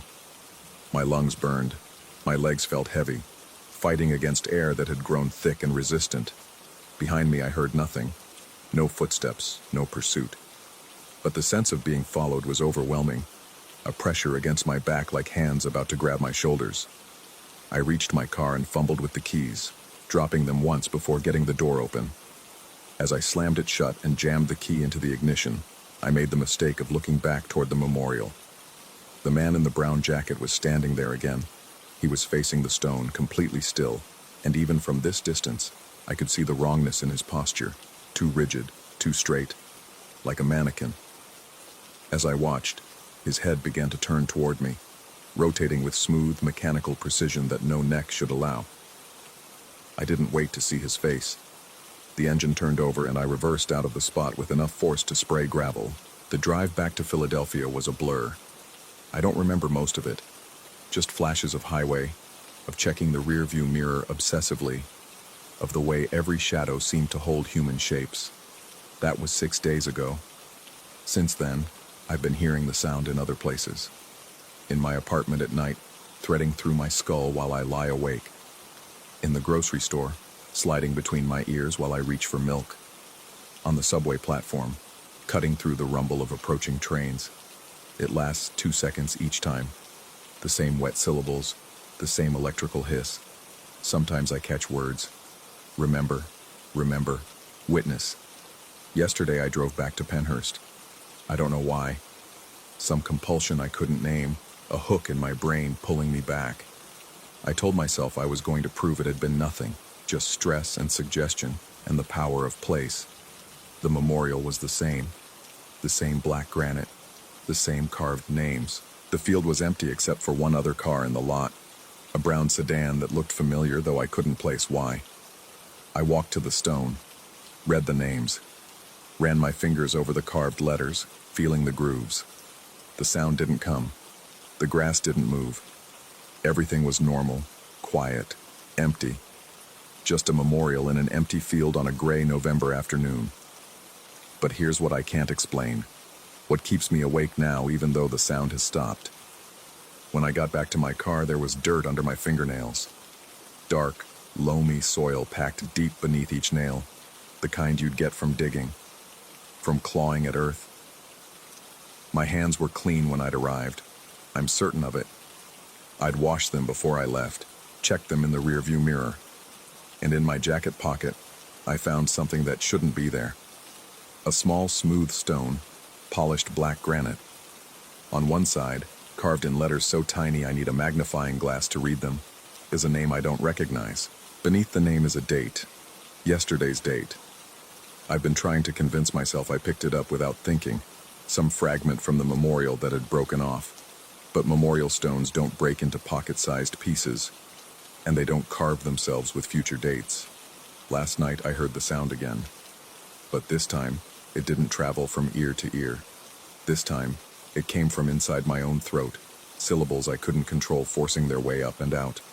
My roommate heard it through the wall. He knocked, asked if I was okay, said I'd been talking in my sleep. I asked him what I'd said. He looked at me strangely, with that same expression the man in the brown jacket had worn. Eyebrows up, mouth slightly open, head tilted. Then he recited it back to me, perfect phonetic recreation of the wet, garbled syllables I'd first heard in the field. He asked me what it meant. I told him I didn't know. But I did know. Somewhere deep in the part of my brain that deals with pattern recognition and survival instinct, I knew exactly what it meant. I just don't know if I'm being called to remember or being remembered. The distinction, I'm starting to realize, might not matter. The grass in the planters outside my building has started moving against the wind.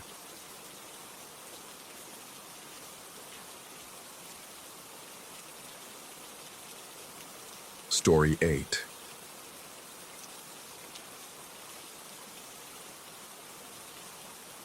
The fluorescent lights in the St. Paul Community Center hum a frequency that lives somewhere between hearing and feeling. I've worked the night shift here for 8 months now, and I've learned that sound, that specific pitch, marks the threshold between the building's day self and whatever it becomes after the last class empties out at 9 p.m. Tonight, like every night, I arrive at 10:15. The parking lot stretches empty except for my car and the sodium vapor lights that turn everything the color of old photographs. Inside, the building settles around me with creaks and sighs that I've stopped trying to attribute to thermal contraction or settling foundations. Some explanations are just words we use to make ourselves comfortable. The main corridor runs 73 paces from the entrance to the emergency exit at the far end. I counted once during my second week, when I still believed measuring things would give me control over them. The walls are lined with framed photographs dating back to the 1950s. Community picnics, ribbon-cutting ceremonies, children who are now grandparents or gone. Their black and white faces watch me pass, and sometimes I wonder if they see what I've started seeing, or what started seeing me. I stop at the security desk, set down my thermos and bag, and speak to the empty lobby. Good evening. Thank you for your help. The words feel foolish in my mouth. The same foolishness I'd feel leaving milk out for house spirits or throwing salt over my shoulder. But routines matter here, especially the ones that keep things orderly. The air conditioning kicks on at 10:47 every night. I've timed it, watched it, waited for variation. There is none. But at 10:46, without fail, I hear my name. Not shouted, not whispered, something in between. A conversational tone from someone standing just close enough that you'd turn to respond. Except there's never anyone there. The sound comes from everywhere and nowhere, riding on the edge of the ventilation system's white noise, and it always says the same thing. My name, followed by a pause, as if waiting for acknowledgement I've learned not to give. Tonight I'm reviewing maintenance logs when it happens. James. The syllables arrive soft and certain. My pen stops moving. I don't look up. Looking up changed nothing the first 30 times, and now it feels like breaking protocol. Instead, I continue writing, noting that the third-floor bathroom needs new fixtures, and exactly 1 minute later, the air conditioning rumbles to life with its familiar metallic groan. I've told myself it's auditory pareidolia, the brain's desperate pattern-seeking finding my name in random noise. But pareidolia doesn't explain why it only happens at 10:46. It doesn't explain why it stopped calling my name the week I started saying thank you. The first floor is my domain, checking locks, ensuring coffee makers are off, straightening chairs in the multi-purpose room. The building is too large for one person to monitor properly, but the budget allows for one overnight security guard, and that's me. The higher floors are supposed to be my responsibility too, but I've developed a system. I check the stairwell doors, locked from the inside, and tell myself that's sufficient. What happens on floors 2 and 3 can stay on floors 2 and 3. Except tonight, one of the stairwell doors is propped open. I stand in the corridor, staring at the metal door that should be flush with its frame. Instead, a rubber doorstop holds it at a 45-degree angle. I didn't leave it this way. The cleaning crew leaves at 8 p.m. No one else has keys. The logical explanation trembles at the edge of my thoughts, but logic has been negotiable here for months. I could close the door, remove the wedge, pretend I never saw it. But the open doorway breathes a different temperature air into the corridor, and ignoring it feels like breaking another rule, one I don't fully understand but know better than to violate. I climb the stairs. The second floor is darker than it should be. Half the hallway lights are out, though they were functioning yesterday. The emergency exit signs cast everything in red-tinged shadow, and the photographs here are different, newer, color images from the 1980s and 90s. Bowling leagues, dance classes, a Christmas party where everyone wears sweaters with geometric patterns. Something has been moved. The water fountain near the women's bathroom, an old porcelain fixture mounted at chest height, has a coffee cup on top of it, not beside it. On top, balanced on the curved surface where no cup should reasonably stay balanced. I stop walking. The cup is from the first floor break room. I recognize the chipped rim. No one should be able to reach that fountain's top without a stepladder. Even I would need to stretch. But there it sits, perfectly centered, as if placed by someone with casual access to spaces I can't reach. I leave it there. The third floor is where things get complicated. I've only been up here twice, once during orientation, once when a pipe burst and I needed to shut off the water main. Both times I felt watched in a way that made my skin prickle and my thoughts scatter. The floor isn't abandoned exactly. There are offices, storage rooms, a small library that used to serve as a reading room, but no one uses this space anymore.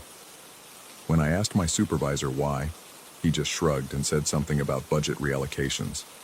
Tonight, I'm not planning to go to the third floor, but when I reach the second floor landing and look up the next flight of stairs, I see light coming from above. Not the emergency exit sign. This is warmer, yellower, incandescent light from an era before this building switched to fluorescence. My feet make the decision before my brain can intervene. Up the stairs, toward the light, toward whatever's waiting. The third floor corridor should be dark, should be empty. Instead, one of the office doors stands open, spilling that impossible warm light across the hallway floor. The office is exactly as I remember from my first visit. Wooden desk, filing cabinets, a coat rack in the corner. But the desk lamp is on, and sitting on the desk's surface, arranged in a neat row, are 5 fire extinguishers. I recognize them. They're the ones that should be distributed throughout the building, one per floor, specific types for specific fire classes. The building inspector came last month and marked their locations on the safety diagram, complaining that they'd been moved from their regulation positions. I'd found them, one by one, over subsequent weeks, always a few feet away from where they belonged, always closer to where I'd actually need them if something went wrong. Someone has collected them all here, displayed them, left them for me to find. The air in the office tastes old, preserved, like opening a jar that's been sealed for decades. I step inside, and the temperature drops 10 degrees. My breath doesn't quite mist, but I feel the cold settle in my lungs, heavy and wrong. The desk lamp illuminates a logbook I don't remember seeing before, open to a page dated November 1983. The entries are shift reports, night security shift reports. The handwriting is precise, almost mechanical, noting the same routine I follow. Lock checks, equipment verification, incident reports. But as I scan down the page, the entries change. They become observations, complaints, concerns. Heard footsteps on second floor. Building should be empty. Items rearranged in break room. No evidence of entry. Something watches from the third floor offices. Can feel its attention. The final entry, dated November 17th, 1983, reads simply, "Arrangement made. Will continue duties as required." My hands shake as I turn the page. The next date is today's, and the handwriting is mine. Evening checks completed. Gentlemen cooperative. Extinguishers relocated as needed. I don't remember writing this. I've never seen this logbook. But that's my handwriting, my way of abbreviating completed, my habit of underlining dates. The entry describes tonight's shift, events that haven't fully happened yet, written in past tense. I back away from the desk. The extinguishers watch me with their silent red cylinders, and I understand suddenly why they're here. Not a threat, a gift, a demonstration of capability. The same capability that moves coffee cups onto surfaces they shouldn't reach, that maintains this building according to standards I'm only beginning to understand. The light in the office flickers, not like failing electricity, more like someone briefly interrupting the beam, passing between the bulb and my eyes. The cold intensifies, and I hear, for the first time since I started this job, a sound I can't dismiss as building mechanics or auditory hallucination. Footsteps, deliberate, measured, the sound of dress shoes on linoleum. They come from the hallway, approaching the office, and they have weight. These aren't the phantom sounds I've learned to ignore. These steps compress the floor, displace air, exist in the physical world with undeniable presence. I press myself against the filing cabinet, every muscle locked. The footsteps reach the doorway. Stop. The office lamp flickers again, and in that strobing light, I see something that my mind refuses to process coherently. Not invisible, not exactly. More like a space where reality has different density, where the air holds a shape that suggests shoulders, a head, the outline of someone who exists according to rules I don't have access to. The shape moves past me, approaches the desk, and I hear, feel, sense, a presence reviewing the logbook. The pages turn without hands. A sound emerges that might be satisfaction, or might be my sanity finally cracking under 8 months of pretending this is normal. Then the shape turns toward me. I can't see eyes, can't see a face. But I feel attention focus on me with the weight of a physical touch, and in that moment, I understand that I've been seen all along. Every thank you I've murmured to empty lobbies. Every time I've pretended not to notice objects rearranged. Every extinguisher found exactly where I needed it, moved by hands I couldn't see. We've had an arrangement. I just didn't know I'd agreed to it. The cold begins to recede. The footsteps move toward the door, pause, then continue down the hallway toward the stairs. The office lamp stays on, but the wrongness in the air dissipates like smoke. I'm alone again, or as alone as I ever am in this building. I leave the extinguishers where they are. Some gifts shouldn't be redistributed. Walking down to the second floor, then the first. I notice things I've been trained not to see. The coffee cup I left in the break room this morning, now washed and placed in the exact center of the counter. The security log, updated in handwriting that's almost but not quite mine. The emergency exit door on the first floor, which I distinctly remember checking and finding locked, now showing the green indicator light that means it's been tested and approved. My shift ends at 6 a.m. I complete my rounds, noting everything in the logbook that may or may not be the same logbook I found upstairs. When I write my final entry, night shift completed. No incidents to report. The words feel like a lie and a truth simultaneously. As I prepare to leave, I stop at the security desk. The building is beginning its transformation back into its day self. Soon the early morning yoga class will arrive, then the senior breakfast club, then the endless parade of community activities that make this place feel normal and alive. But I know what it becomes after they leave. I know who maintains order in the empty hours, and as I head toward the exit, I speak to the silent lobby one more time. Thank you for your help. See you tonight. The air conditioning isn't scheduled to run for another 3 hours, but somewhere in the building's mechanical depths, I hear the familiar groan of the system coming to life, and underneath it, barely audible, something that might be my name spoken in acknowledgement. Or it might be nothing at all. I step out into the parking lot. Dawn is still an hour away, and the sodium vapor lights paint everything in shades of amber and shadow. My car waits where I left it, but when I unlock the door, I find something on the driver's seat that wasn't there before. A fire extinguisher. The right type for automotive fires, positioned exactly where I'd need it. I place it in the trunk, start the engine, and drive home through streets that are just beginning to wake. In 8 hours, I'll return for another shift. I'll say thank you to the empty lobby. I'll pretend not to notice when objects move themselves. And I'll continue maintaining my end of an arrangement I never consciously made, but can't imagine breaking. Because some routines matter. Some thank yous get answered. And some buildings are never as empty as they appear.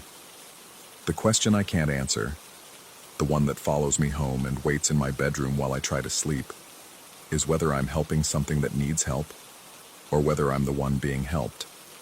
Whether the gentleman in the building is a presence I've learned to coexist with, or whether I've become the presence, writing logbooks in handwriting I don't recognize, moving through floors I don't remember visiting, maintaining duties that extend beyond my shift and possibly beyond my understanding. When I close my eyes, I sometimes see that office on the 3rd floor, that logbook open to dates I haven't lived yet, entries in my handwriting describing nights I haven't worked, and I wonder if the arrangement I've made is keeping something in the building or keeping me from leaving it. I wonder if there's a difference anymore. Story 9. And the first time I heard it, I was 3 days into my lease. The footsteps came from the end of the hallway, slow, deliberate, carrying weight that made the floorboards groan in protest.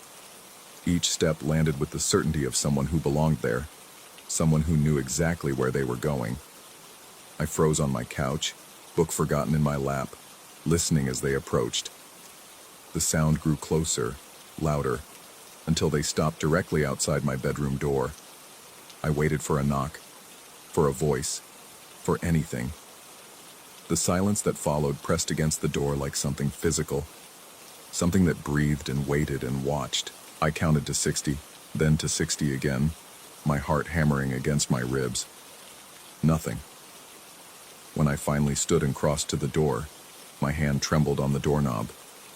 The metal felt too cold, the kind of cold that shouldn't exist in a heated apartment in October. I yanked it open.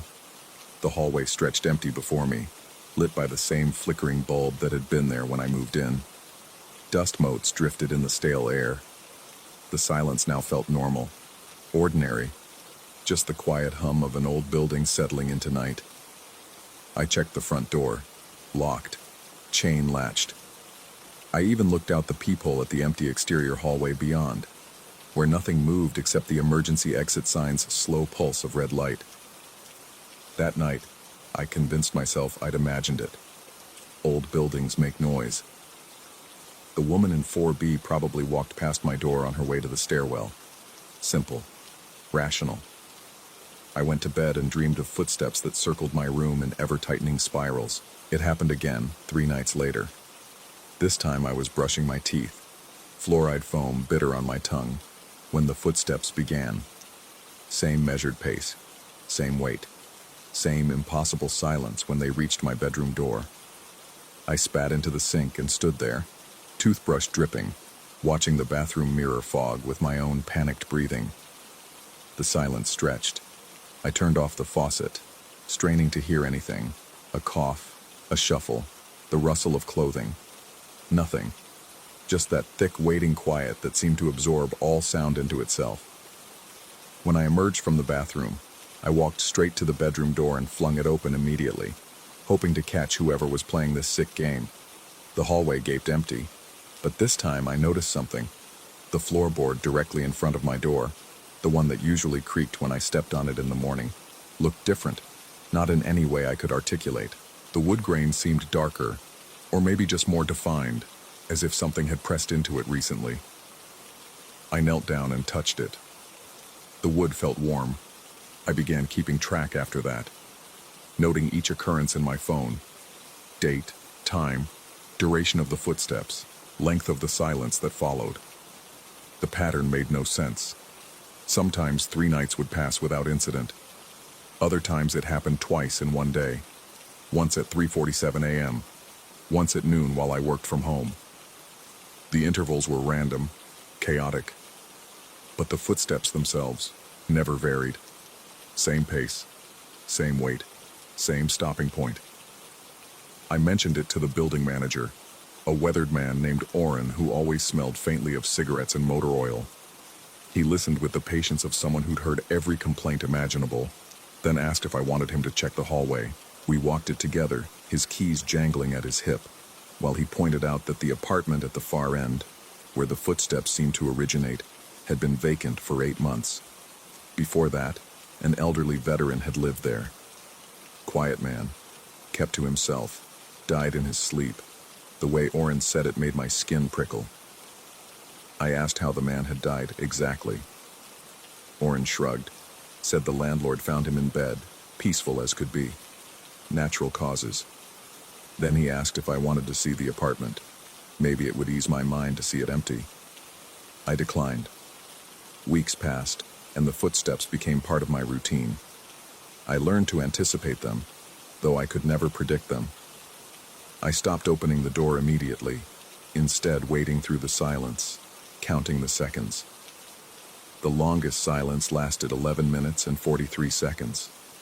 I stood on the other side with my ear pressed to the wood, listening so intently my head throbbed. No breathing, no movement, just that suffocating quiet, as if the hallway itself was holding its breath. During the day, I tried to rationalize it.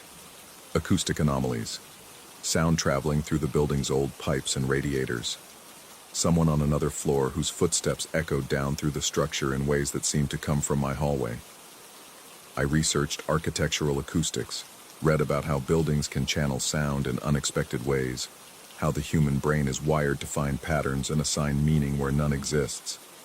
But none of that explained the warmth of the floorboard, or the way the silence felt occupied. I started sleeping with my bedroom door locked. It didn't help. The footsteps still came, still stopped outside, and now I had an extra barrier between me and answers. Some nights I'd lie in bed, staring at the strip of light under my door, watching for shadows, feet, anything. The light never changed, but I could feel something there, could sense its presence with the same certainty I'd sense someone standing behind me in an otherwise empty room. My work began to suffer. I'd zone out during video calls, listening for footsteps beneath my colleagues' voices. My boss asked if everything was okay, said I seemed distracted. I told him I was fine, just adjusting to the new place. He suggested I get out more, meet people, not let myself get isolated. Good advice that I didn't take. Instead, I started watching the hallway through my peephole. Hours would pass while I stood there, eye pressed to the glass, waiting. My back ached, my vision blurred, but I needed to see who, or what, was walking that hallway. I needed proof that I wasn't losing my mind. I never saw anything. But twice while I watched, the footsteps came. I saw nothing in the peephole's fisheye view, just the empty hallway and that flickering bulb. But I heard them clear as day. Step, step, step, growing closer, and then the silence. So close I could have reached out and touched it if not for the door between us. The second time this happened, I noticed something that made my blood run cold. In the peephole's distorted reflection, I could see my own door from the hallway's perspective. And for just a moment, less than a second, I saw the doorknob turn. Not from my side, from the outside. I jerked back, heart hammering, and stared at the knob. It sat motionless now, brass gleaming dully in the apartment's light. I must have imagined it. The peephole distorts everything, makes straight lines curve, makes distances impossible to judge. But my hand still shook when I reached out to touch the knob. It felt cold again, that same unnatural cold. The change came on a Thursday in November. I was eating dinner at my small kitchen table, some microwaved pasta that tasted like cardboard. When the footsteps began, same as always, I set down my fork and waited, tracking the sound as it approached. Step, step, step, stop. The silence descended. I counted to 60, then to 60 again. When I reached 120, something new happened. The footsteps continued, but they were moving away now, back down the hallway, retracing the exact path they'd come from. The same boards creaked in reverse order, like a recording played backward. I sat frozen, pasta congealing on my plate, listening as the footsteps receded toward the vacant apartment at the hall's end. They faded, stopped. The building settled into its normal nighttime sounds. The hum of the refrigerator, distant traffic, pipes groaning behind walls. I waited for them to come back. They didn't, not that night. But the next evening they did it again. Approached, stopped, silence, then retreated along the same path. And again, the night after that. Same pattern, same timing, like a routine being practiced to perfection. I couldn't sleep. The not knowing gnawed at me worse than the fear. I needed to understand what was happening, needed to break free from this cycle of dread and confusion. So I decided to do something reckless. The next time the footsteps came, I would follow them back. I prepared like someone preparing for war. Waited by my door, phone in hand, recording app ready. When the footsteps began that Saturday night, I tracked them with every sense I had. They approached, stopped outside my door. The silence fell, thick and heavy. I forced myself to wait, counted to 30. The footsteps resumed their retreat, and I quietly unlocked my door, eased it open, and stepped into the hallway. Nothing. Empty in both directions. But I could still hear them. Faint now, but unmistakable, moving away toward the vacant apartment. I followed, my bare feet silent on the old floorboards, keeping several yards back. The footsteps maintained their steady pace, never quickening, never slowing. They led me to apartment 4A, the one Oren had mentioned, and stopped at its door. I stopped too, pressing myself against the wall, barely breathing. The door to 4A looked like all the others, scuffed white paint, brass number, standard lock. But something about it felt wrong, felt final, like looking at a door I was never meant to open. The silence that followed wasn't like the one outside my bedroom. This was different, deeper. It pulled at something inside me, a tugging sensation in my chest that made me want to run and stay simultaneously. I stared at that door and felt certain, absolutely certain, that something on the other side was staring back. My phone was still recording. I lifted it, aimed the camera at the door, and watched the screen. The hallway looked normal through the camera, mundane and boring. Just an empty corridor in a cheap apartment building. But when I lowered the phone and looked with my own eyes, I saw it. The gap beneath the door was dark. Not shadow dark. Not unlit room dark. A darkness that seemed to absorb light, that seemed to pulse with its own rhythm. And then, so quietly I almost missed it, I heard breathing. Not human breathing. Something slower, deeper, like lungs the size of rooms drawing air in and out. The door trembled slightly with each breath, the wood grain seeming to ripple and flow. I backed away slowly, every instinct screaming at me to run, but terrified that any sudden movement would draw attention. The breathing stopped. In the silence that followed, I heard the doorknob begin to turn from the inside. I ran. Didn't think, didn't look back, just sprinted down the hallway to my apartment and slammed the door behind me. I engaged both locks, the chain, braced my back against the wood and waited for footsteps to follow. For knocking, for that breathing sound to seep under my door. Nothing came. The building remained quiet. Normal. After an hour, my heart rate finally slowed. I checked my phone recording, hands still shaking. The audio was blank, not silent, blank, as if those minutes had been cut from existence. The video showed me walking down an empty hallway, stopping at nothing, staring at a normal door, then running. No footsteps, no breathing. Just me, alone, looking increasingly unhinged. I tried to leave after that. Called my old roommate back in Portland, asked if I could crash on his couch for a while. He heard something in my voice that worried him, asked what was wrong. I couldn't explain. How do you tell someone that your apartment is haunted by footsteps that might not exist? That you're being stalked by silence? He said I could come anytime. I started packing that night, but when I woke up the next morning, I couldn't remember where I'd put my car keys. Searched everywhere, drawers, coat pockets, under cushions. Gone. My spare set had vanished too. I told myself I'd misplaced them, that stress was making me forgetful. But I knew. Something didn't want me to leave. The footsteps changed after that night. Now they came multiple times a day, always following the same pattern. Approach, stop, retreat. Sometimes they'd repeat the cycle 3 or 4 times in an hour. I stopped answering work emails, stopped eating regular meals. I spent hours standing in my hallway, trying to catch them in the act, trying to see what I knew was there. The floorboard outside my bedroom began to show wear. A depression formed exactly where the footsteps stopped, as if something had stood there thousands of times, gradually pressing the wood into submission. I measured it with a ruler, a 1/4 inch deep in the center, edges perfectly circular. When I touched it, the wood was always warm. I started finding other evidence. Dust patterns in the hallway that shouldn't exist. Footprint shapes that appeared overnight and vanished by morning. The smell of tobacco smoke that drifted from the vacant apartment, even though no one had smoked there in months. Scratching sounds inside my walls that moved with purpose, tracking my movements from room to room. The worst part was the waiting. Every silence felt loaded now, pregnant with potential. I'd freeze mid-action, making coffee, reading, showering, struck by the certainty that something was about to happen.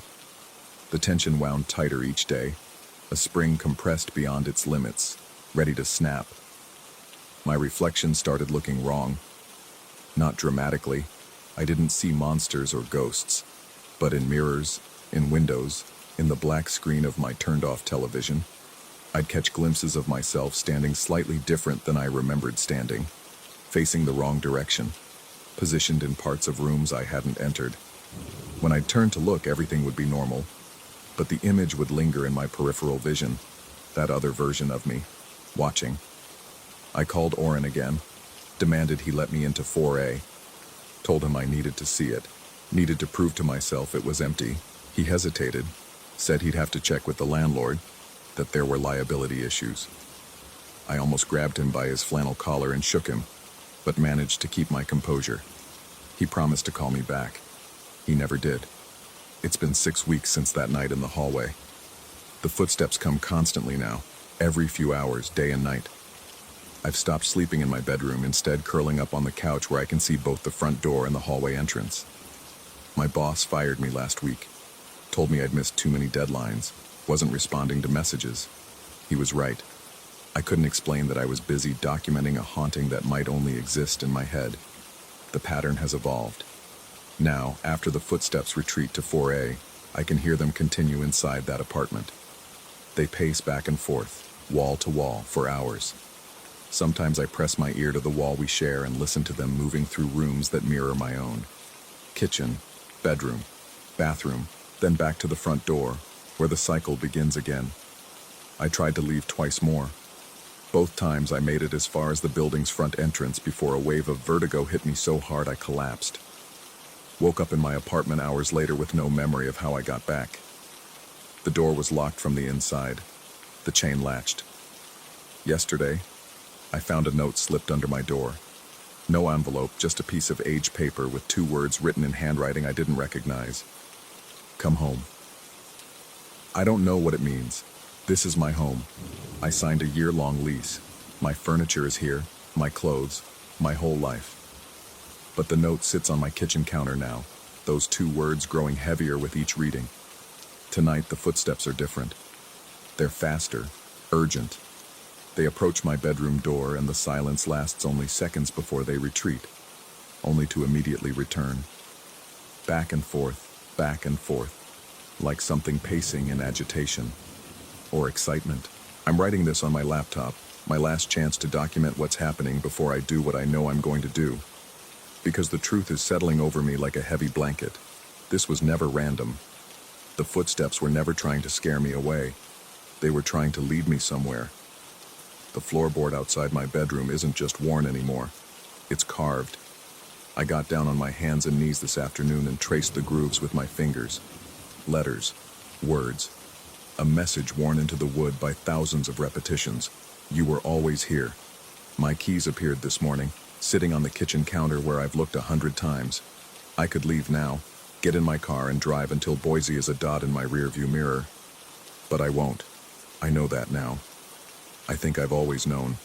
Because when I look at my reflection these days, the other version of me isn't watching anymore. It's waiting. And it's standing in the hallway outside apartment 4A, hand on the doorknob, patient as stone. The footsteps are at my bedroom door again. They've stopped. The silence presses against the wood, and I can feel it calling to me, pulling at something deep in my chest that recognizes it the way you might recognize a forgotten song from childhood. I'm going to open the door now. Not my bedroom door. I think I'm done with that one. I'm going to walk down the hallway to 4A, where the footsteps always end and begin, where something has been waiting, practicing its path between there and here, wearing grooves into reality itself. I don't know what I'll find. Part of me suspects I've been there before, in some life or dream I can't quite remember. Another part thinks I'll find nothing, just an empty apartment and proof of my own unraveling mind. But the deepest part of me, the part that's been listening to those footsteps for weeks, knows the truth. I'm not discovering something new. I'm remembering something old, something that's been calling me back to a place I never really left. The doorknob to 4A is turning from the inside again. I can hear it from here, that soft metallic click. This time I'm not going to run. This time I'm going home. Story 10. The heat in Baton Rouge doesn't apologize. It sits on your chest like a living thing, thick and patient, waiting for you to acknowledge it. That June night, the air conditioning had given up around midnight, and I'd opened every window in the house, hoping for even the ghost of a breeze. The screen door at the front, the one I'd been meaning to tighten for weeks, hung loose on its hinges, barely latched. When it slammed shut, the sound cut through the humid silence like a gunshot. I jerked upright in bed, heart hammering against my ribs. Beside me, my partner stirred but didn't wake. The digital clock on the nightstand blinked 2:47 a.m. in angry red numbers. Outside, nothing moved. No wind, no passing car, no reasonable explanation for why that door would slam with such violence on a night so still. The air itself seemed to be holding its breath. Then came the smell. It crept under the bedroom door first. Sweet and cloying, the kind of floral arrangement you send when words fail you. Funeral flowers. The scent was so intense it made my sinuses ache. So thick I could almost taste it coating the back of my throat. Lilies, maybe. Gardenias. Something white and waxy that belonged in a viewing room, not drifting through a shotgun house in the middle of a Louisiana night. I got up, more disturbed by the smell than the door. The hallway stretched before me, longer than it should have been. The amber glow from the streetlight outside casting everything in sepia tones. I moved toward the front of the house, my bare feet silent on the hardwood floors, and noticed how the shadows seemed to lean away from the walls, reaching toward me like curious fingers. The screen door stood perfectly still now, latched as if it had never moved. I opened it anyway, stepping onto the front porch. The sweet smell intensified out here, drowning out the usual night scents of magnolia and cut grass. My neighbor's house across the street sat dark and quiet. No cars passed. Even the insects had gone silent, as if the world had pressed pause just beyond my property line. Nothing looked disturbed. Nothing felt right. I went back inside, checking the latch 3 times before returning to the bedroom. My partner had rolled over, tangled in the sheets, breathing the deep, enviable rhythm of someone who'd heard nothing. I stood in the doorway for a moment, watching the familiar shape in the dim light, grounding myself in something real and present. That's when I saw it. A shadow moved across the hallway behind me, visible in my peripheral vision. It was tall, taller than me by at least a foot, and it moved with purpose, not the random play of headlights through windows. It blocked the amber light from the living room for just a second, maybe two, before continuing past. The silhouette suggested shoulders, a head, the general architecture of a person striding with confidence through my home at 3 a.m. I spun around. The hallway was empty. Light spilled uninterrupted from the living room. My pulse thundered in my ears, so loud I almost didn't hear the low, rumbling growl coming from the corner of the bedroom. Jasper, our retriever mix, stood rigid near the dresser, hackles raised, staring at the empty space beside the closet. The growl built in his chest, not aggressive but uncertain, the sound he made when confronted with something he couldn't categorize. Then he stopped, tilted his head, and did something I'd never seen him do before. He licked the air. Not the random tongue flop dogs do when they're hot or nervous. This was deliberate, targeted, as if he were greeting someone standing right in front of him. His tail gave a single, hesitant wag. Then he backed away, whimpering, and crawled under the bed. I didn't sleep after that. I sat in the living room until dawn, every light in the house blazing, watching the hallway for shapes that didn't belong. The floral smell faded as the sun came up, replaced by the honest stink of garbage day and the coffee brewing at the house next door. By the time my partner woke up, I'd almost convinced myself I'd dreamed the whole thing. Almost. But then there was the way Jasper wouldn't come out from under the bed. The way the house felt different in the morning light. Like a shirt you've put on inside out. Recognizable but wrong. And there was the conversation I couldn't quite bring myself to start. Because how do you say that something walked through your home in the night without sounding like you'd finally cracked? We went to a motel that evening. I made an excuse about the air conditioning, about needing a good night's sleep before an important meeting. It wasn't entirely a lie. The AC unit had died, and I did have a presentation at work. But mainly, I couldn't face another night in that house, waiting for doors to slam and shadows to walk, and my dog to greet invisible visitors with a coward's welcome. The motel room smelled like industrial cleaning products and someone else's cigarette smoke. It was perfect. We slept through the night without incident, and I woke up feeling foolish. Heat exhaustion, I told myself. Stress. The brain playing tricks when pushed too far by humidity and insomnia. We returned home the next afternoon. Everything was exactly as we'd left it. No broken windows, no signs of entry, nothing missing or disturbed. The house sat quiet in the brutal sunlight, looking smaller and more ordinary than I remembered. I did a walkthrough anyway, checking closets and behind doors, feeling progressively more ridiculous with each empty room. It was my partner who found the card. They were out back, checking to make sure we'd closed all the windows before leaving, when they called my name. I found them standing on the deck, holding a small piece of cardstock between 2 fingers, like it might burn them. The card was cream-colored, expensive stock, the kind you'd use for a wedding invitation or a sympathy note. No envelope, no marking on the outside. Someone had wedged it carefully between the deck boards, positioned so we'd see it when we stepped outside, but protected from the weather that had rolled through while we were gone.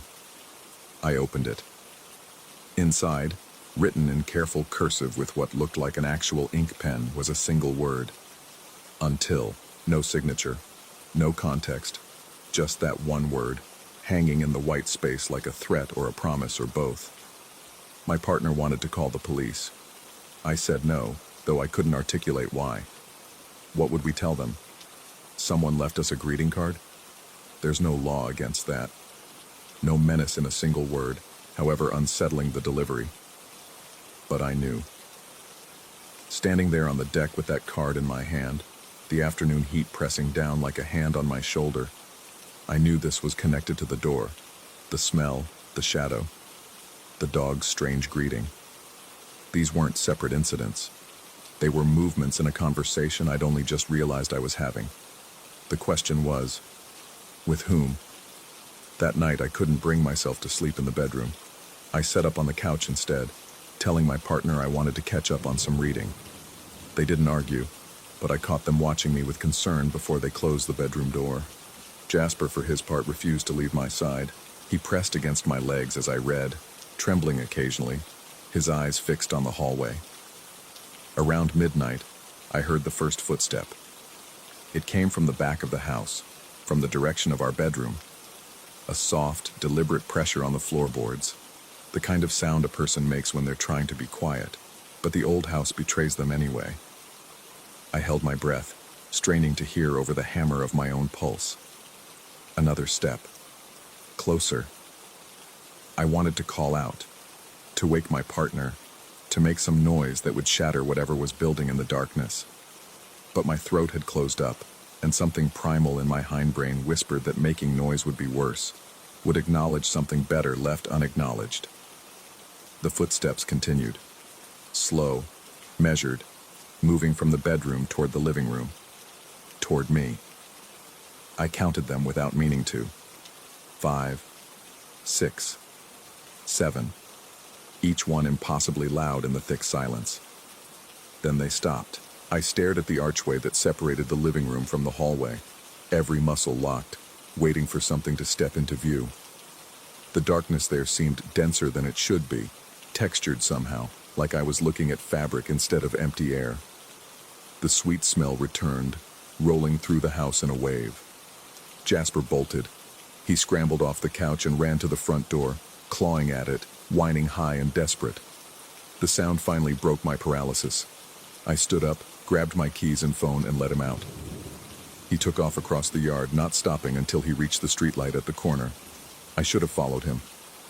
Every instinct screamed at me to run, to get out, to put distance between myself and whatever occupied the space where the hallway met the living room. Instead, I turned around. Nothing there. Just the familiar archway, the family photos on the wall, the stack of mail on the side table. Empty and ordinary and wrong in a way that made my skin crawl. I walked to the bedroom. My partner was sitting up in bed, eyes unfocused, still caught somewhere between sleep and waking. "Did you hear that?" I asked. They blinked at me, confused. "Hear what?" "The footsteps. I stopped. How did they sleep through all of that? The footsteps had been loud enough to wake the dead, clear enough that I'd counted each one. Unless they hadn't been loud at all. Unless I was the only one who could hear them. The thought settled in my stomach like ice water. I spent the rest of the night in my car, parked in the driveway with the doors locked and the windows up despite the heat. Jasper had eventually slunk back, and he curled up in the passenger seat, still trembling. Through the windshield, I watched our house. The lights I'd left on created yellow squares in the darkness. Nothing moved behind them. Nothing that I could see anyway. But I felt watched. That certainty sat heavy on my shoulders, undeniable as the humidity. Whatever had left that card, whatever walked my hallway and made my dog whimper in recognition, it knew I was out here. It was waiting with infinite patience for me to come back inside. As the sky began to lighten, I noticed something I'd missed before. There were fingerprints on the outside of my car window. On the driver's side, right next to where my head had been resting. Large prints, pressed against the glass from the outside. I hadn't heard anyone approach. Jasper hadn't barked. I leaned forward slowly, examining the marks. They were smudged, indistinct, but definitely there. Definitely recent. And positioned in such a way that whoever made them had been standing right beside my door, looking down at me while I sat there, staring at my house, watching me watch.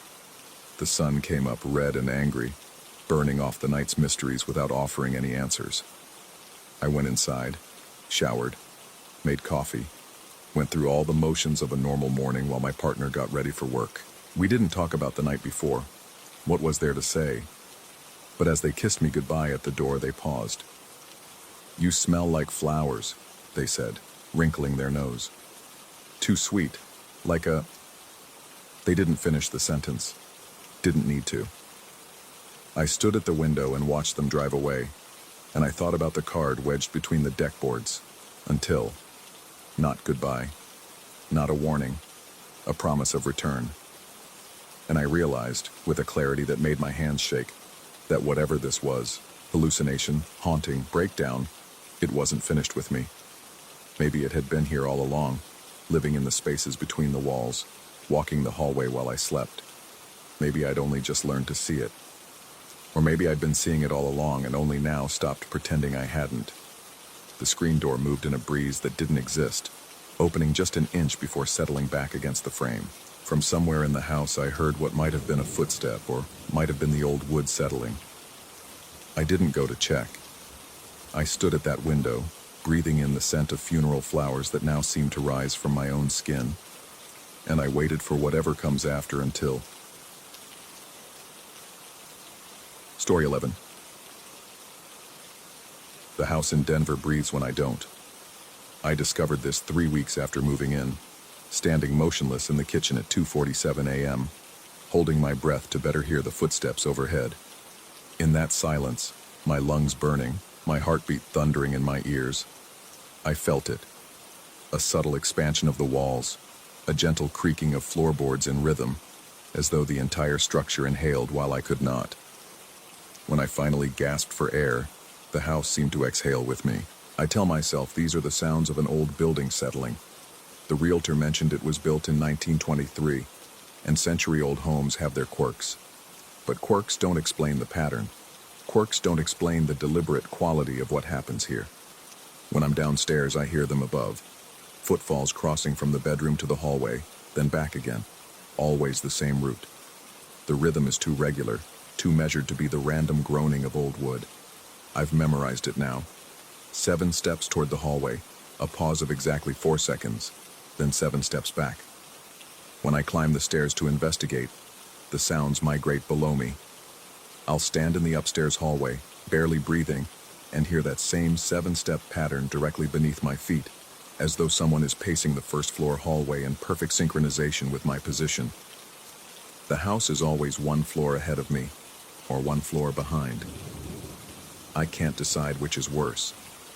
I work from home now, a software consultant for firms on the East Coast. The 3-hour time difference means I'm often awake when Denver sleeps, my laptop screen the only light in the house at ungodly hours. I used to enjoy the solitude. Used to.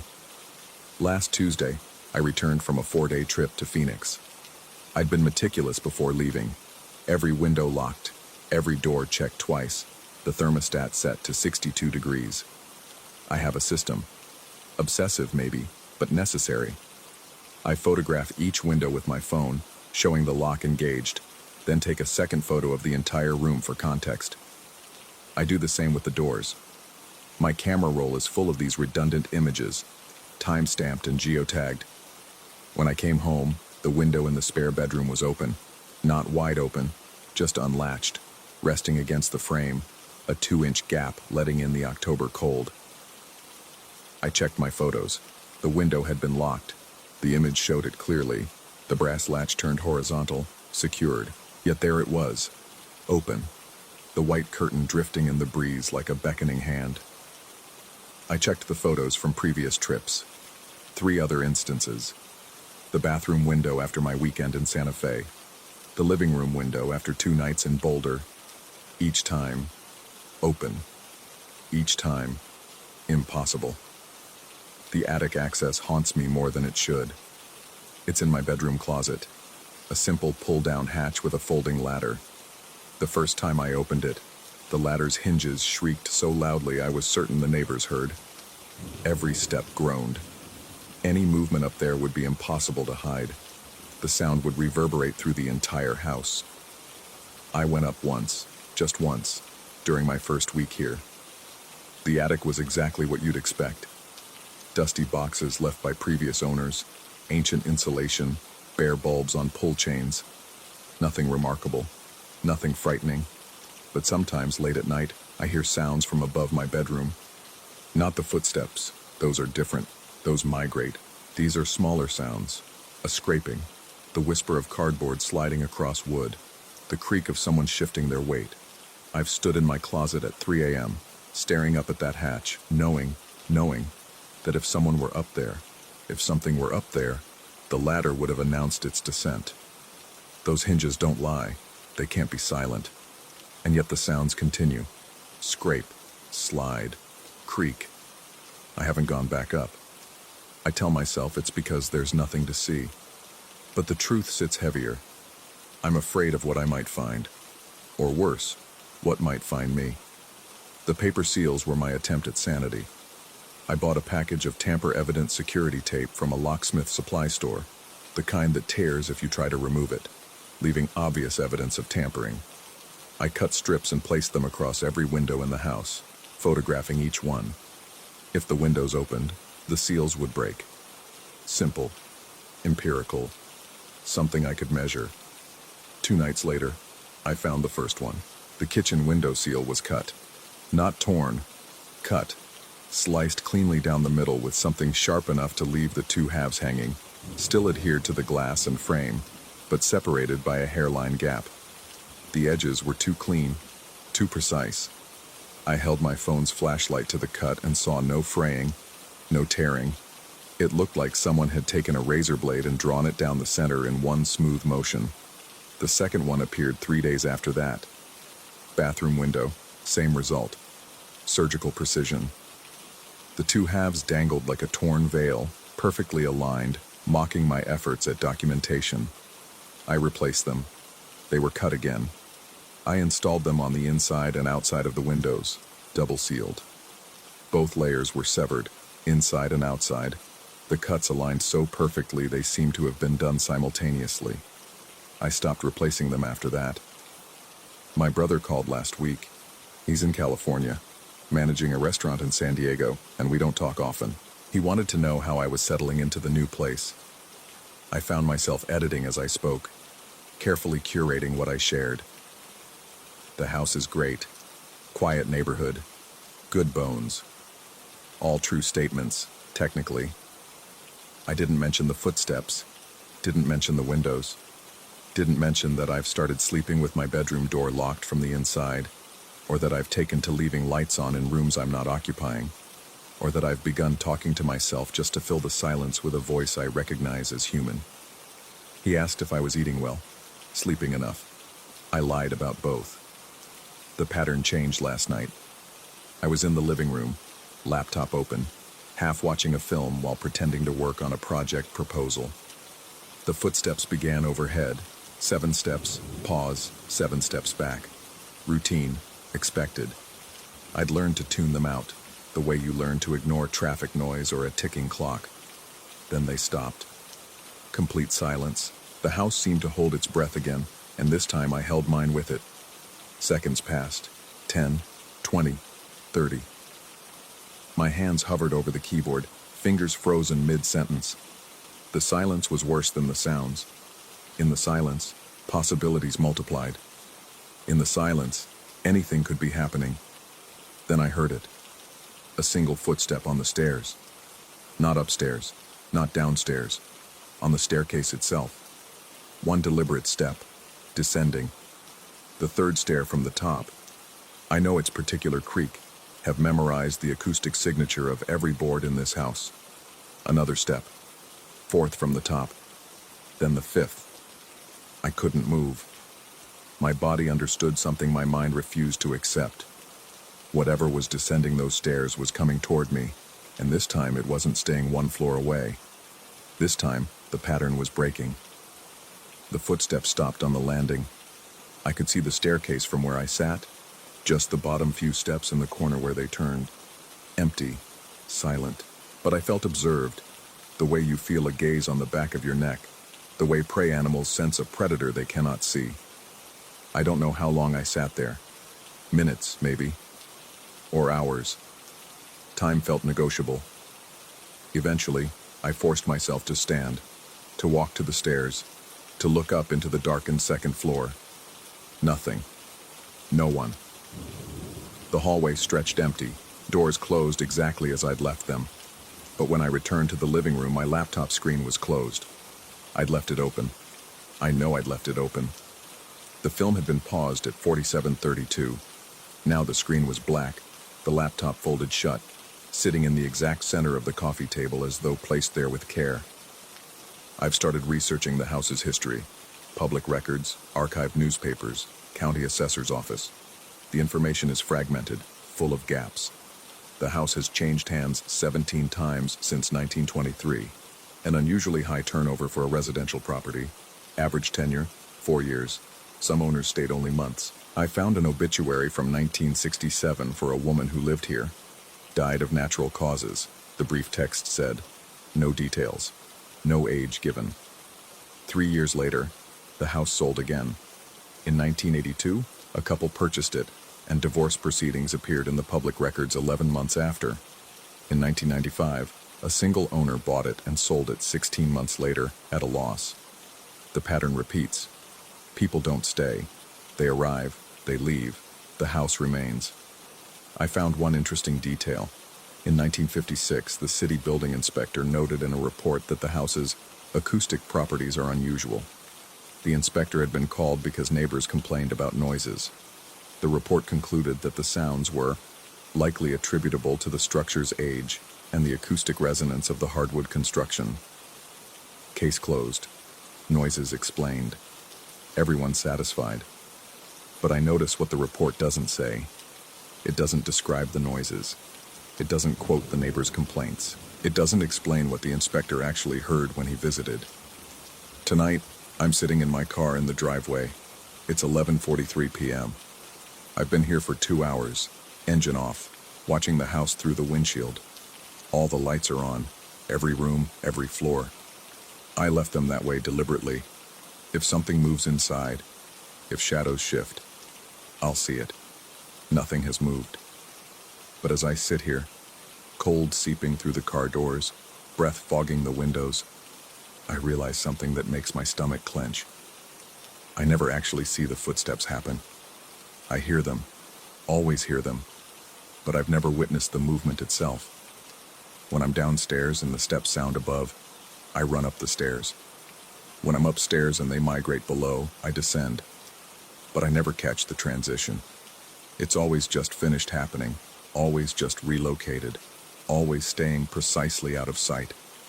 The house is patient. It waits for me to move first. I think about the attic ladder, those shrieking hinges, the impossibility of silent descent. And I think about the sounds I hear overhead. Soft, subtle, careful sounds that couldn't come from someone who'd climbed that ladder. Unless they were already up there. Unless they'd been up there the whole time. Unless they never used the ladder at all. My phone buzzes. A text from my brother. "You good? You sounded weird on the call." I type back, "I'm fine, just tired." Another lie. I'm collecting them now, storing them up like the photographs on my phone. Evidence of a reality I'm curating, editing, controlling. But control is an illusion here. The house decides what's real. It rearranges evidence, opens windows, cuts seals, closes laptops. It performs small miracles of impossibility while I watch, while I document, while I try to prove to myself that I'm not losing my mind. A light turns off in the upstairs bathroom. I didn't touch the switch. I'm sitting in my car. The light is off now. It was on. Now it's off. I start the engine. I should leave, drive to a hotel, call my brother back, admit that something is wrong.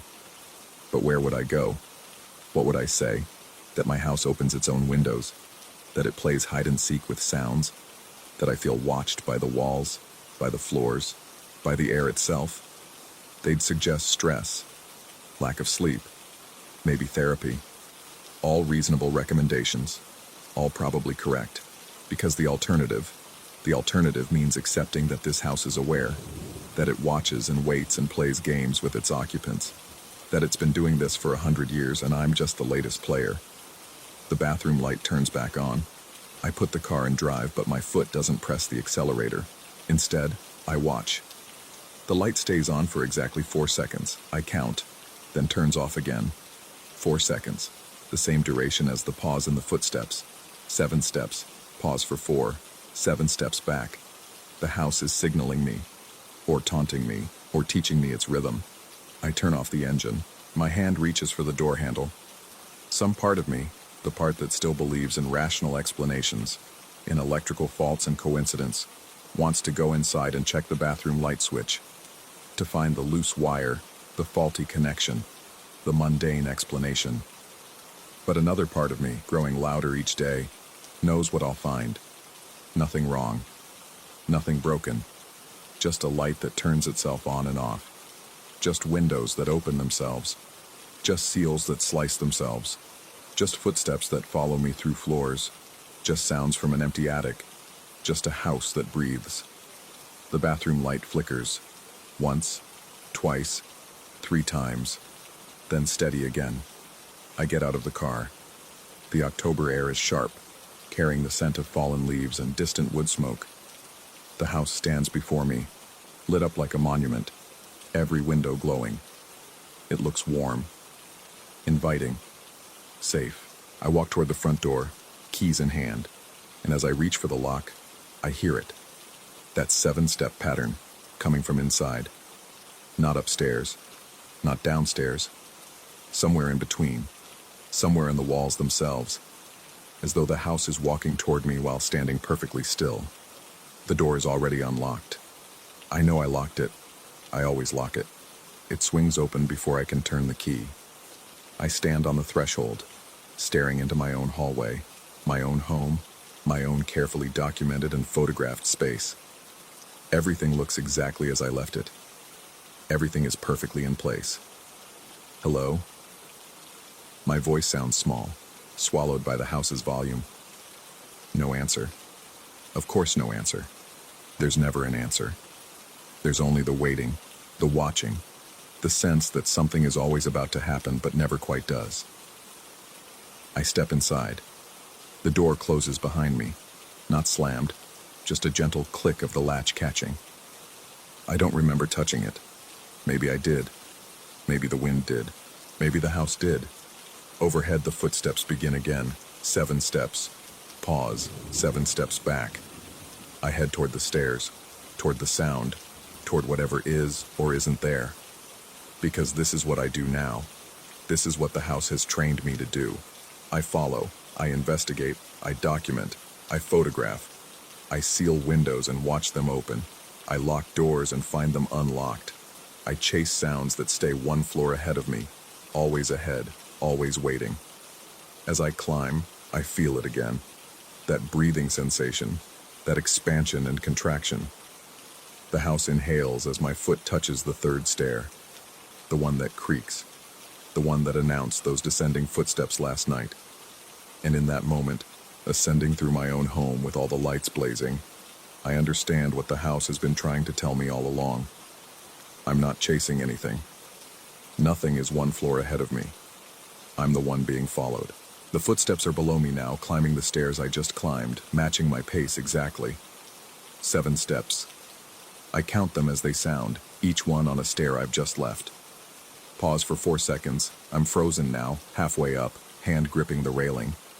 Then 7 more steps, closing the distance. I don't turn around. I don't look back. Because if I look, I'll see the empty stairs. I'll see nothing there. And somehow, that's worse than any presence could be. The house breathes. I breathe with it. We move together, synchronized, indistinguishable. And I realize I can't remember the last time I was certain I was alone. Story 12. The fluorescent lights in my basement office hum at a frequency that makes my teeth ache. I've worked here for 3 years, and I've never gotten used to it. That persistent drone that seems to emanate not from the fixtures themselves, but from somewhere deeper in the building's bones. The Historical Society didn't mention it when they rented me this space. They didn't mention a lot of things. Providence in October wraps itself in a peculiar kind of darkness. Up on Benefit Street, the tourists love it. All those colonial houses leaning into each other like gossiping widows. The peaked roofs cutting jagged silhouettes against pewter skies.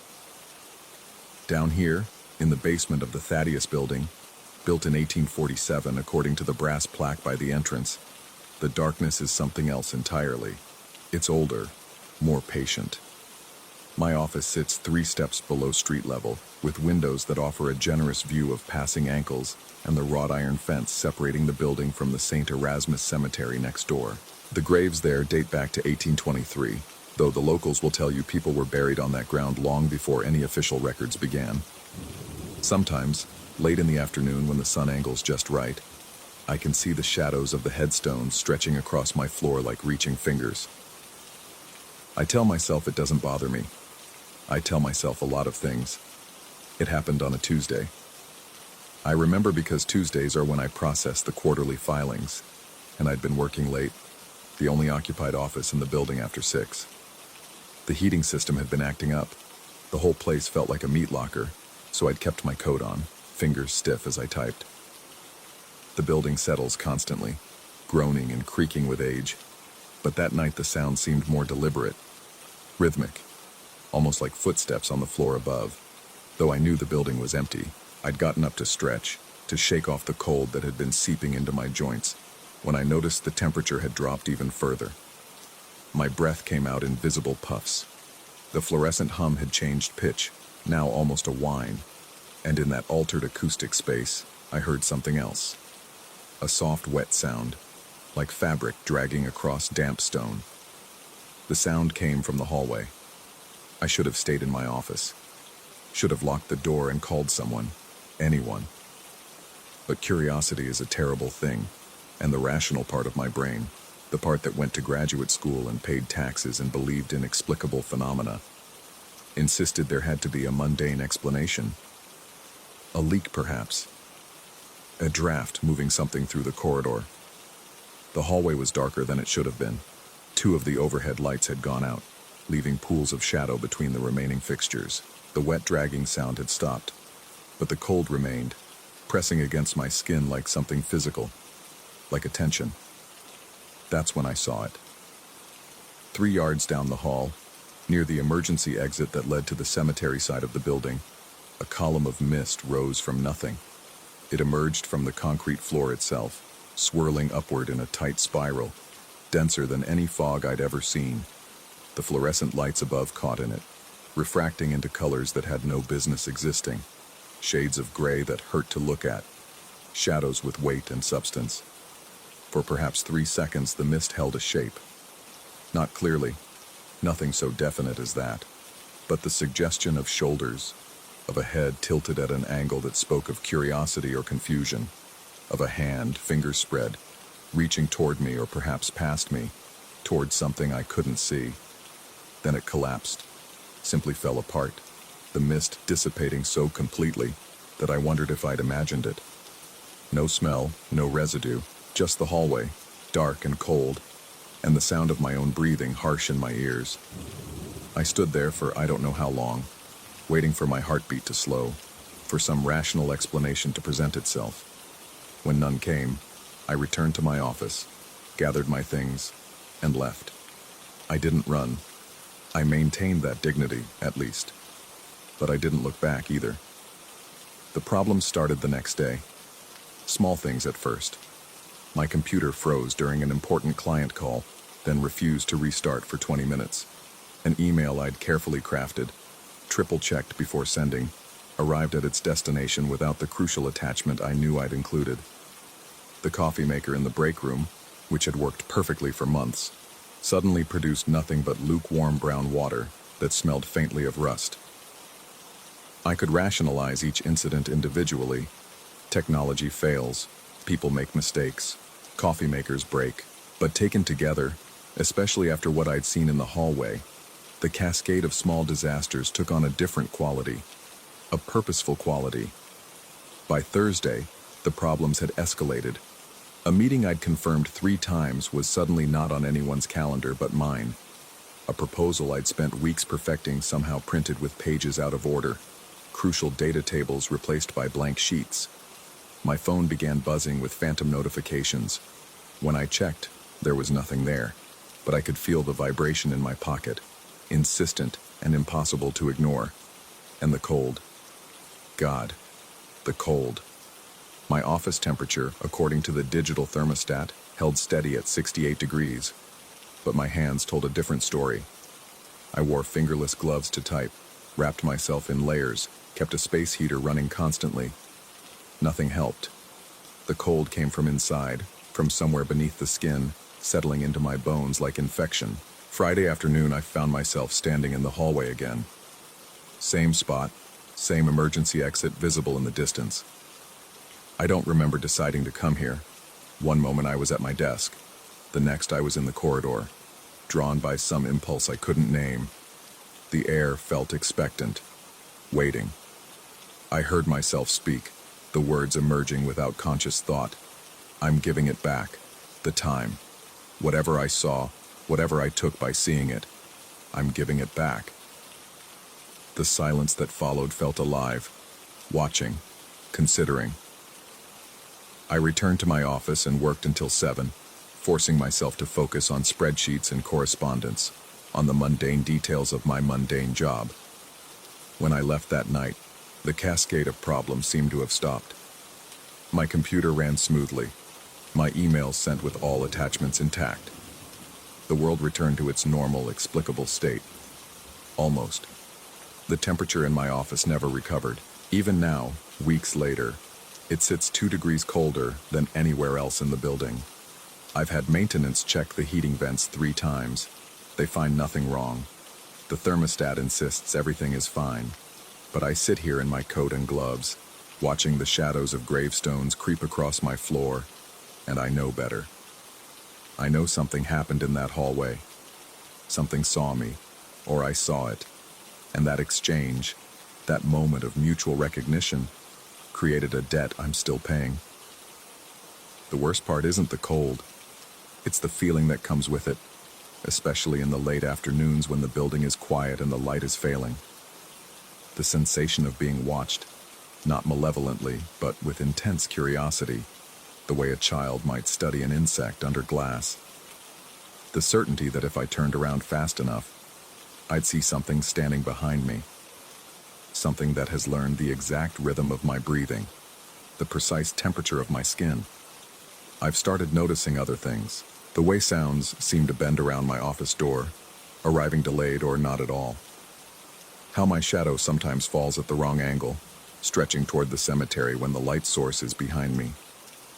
The dreams, if they are dreams, where I wake to find myself standing in the hallway again, always in the same spot, always facing that emergency exit, frost forming on the metal push bar. My colleagues have started to notice. They comment on how pale I look, how distracted I've become. One of them, I won't say who because I'm trying to hold on to the details that prove I'm still myself, still grounded in the real world, suggested I might want to take some time off, get some rest, see someone. But what would I tell them? That I saw mist in a hallway and now reality feels negotiable? That I spoke an apology to empty air and something listened? That my office is exactly 2 degrees colder than it should be, and I can feel that differential like a hand pressed against my spine? They'd think I was losing it. Some days I think I'm losing it. Other days, I wonder if losing it is just the mind's way of refusing to accept what it cannot explain.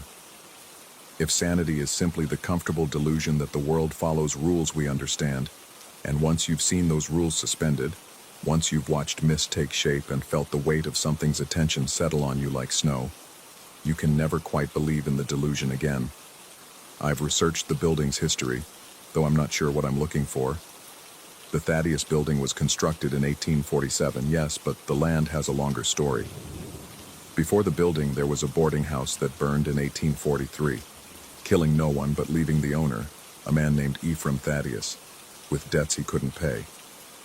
Before the boarding house, the lot stood empty for decades, considered unlucky by the locals for reasons the records don't specify.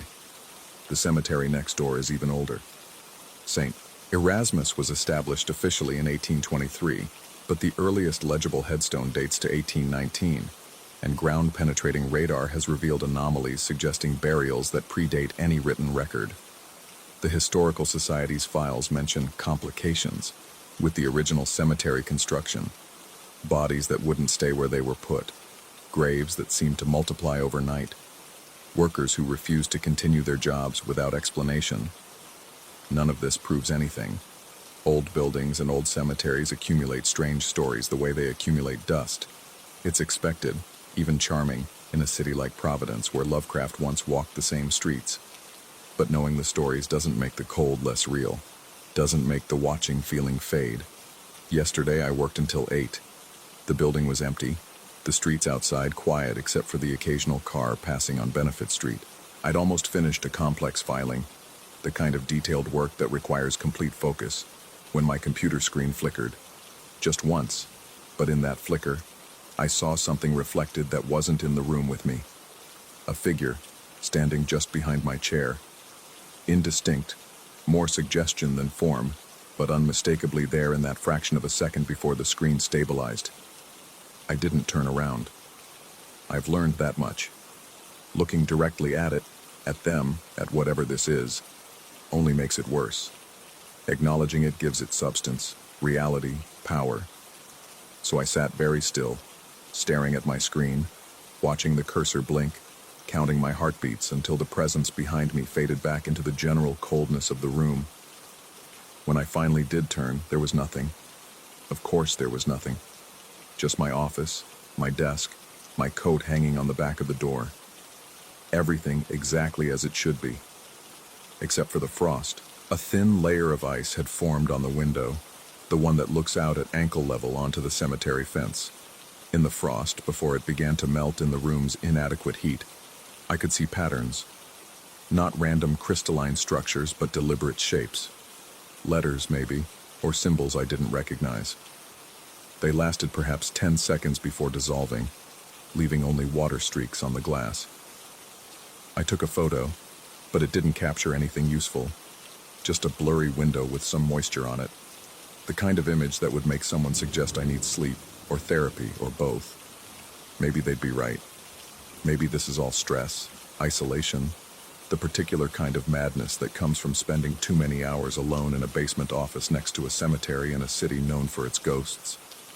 Maybe I imagined the mist, and everything since has been my mind trying to create patterns from random events, meaning from meaningless coincidence. Maybe. But then evening comes, and the temperature drops those exact 2 degrees, and I feel that attention settle on me like a physical weight, and I know that something is sharing this space with me. Something that exists in the corners of perception, in the gaps between what I expect to see and what's actually there. I've stopped trying to give it back. Whatever I saw, whatever compact I made by seeing it and speaking to it, seems permanent now. The borrowed hours, if that's what they were, have been repaid, but the debt remains. Or perhaps the debt was never about time at all. Perhaps what I owe is simpler and more terrible. Attention. Acknowledgement. The constant awareness that I am not alone, have never been alone, will never be alone again in this cold room beneath the earth. Tonight, as I write this, I can feel it behind me. Not close, but present. Waiting with the patience of something that has already waited far longer than I can imagine. The fluorescent lights hum their bone-deep frequency. Outside my window, the shadows of gravestones stretch across the floor. And somewhere in the building, in the walls, in the foundation, in the air itself, something shifts. Something settles. Something that might be satisfied, or might be only beginning. I don't know which possibility frightens me more. What I do know is this. Tomorrow I'll come back. I'll sit at this desk, in this cold room, and I'll work. I'll feel the watching presence, see the impossible reflections, notice the small distortions that prove reality is thinner here than it should be. And I'll stay anyway, because leaving feels like abandonment, like breaking an agreement I never consciously made, but am bound to nevertheless. Or maybe I'll stay because some part of me wants to see it again, wants to understand what I glimpsed in that hallway, what shape the mist was trying to form, wants to know if it's reaching for me or trying to warn me, if it's malevolent or simply lost, if it exists in this world, or if I've begun to exist partially in its. The cold doesn't bother me as much anymore. I'm getting used to it, the way you get used to any constant condition. My body has adjusted, found new equilibrium. Sometimes I wonder if that's the point, if the cold is teaching me to exist at a different temperature, preparing me for some transition I don't yet understand.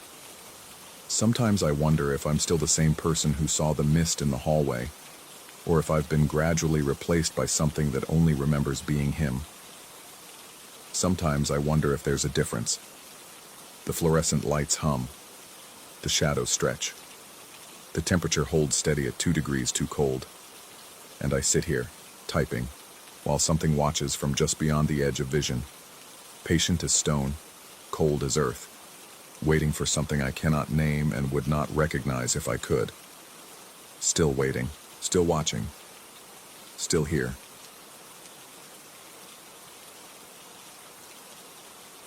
Story 13.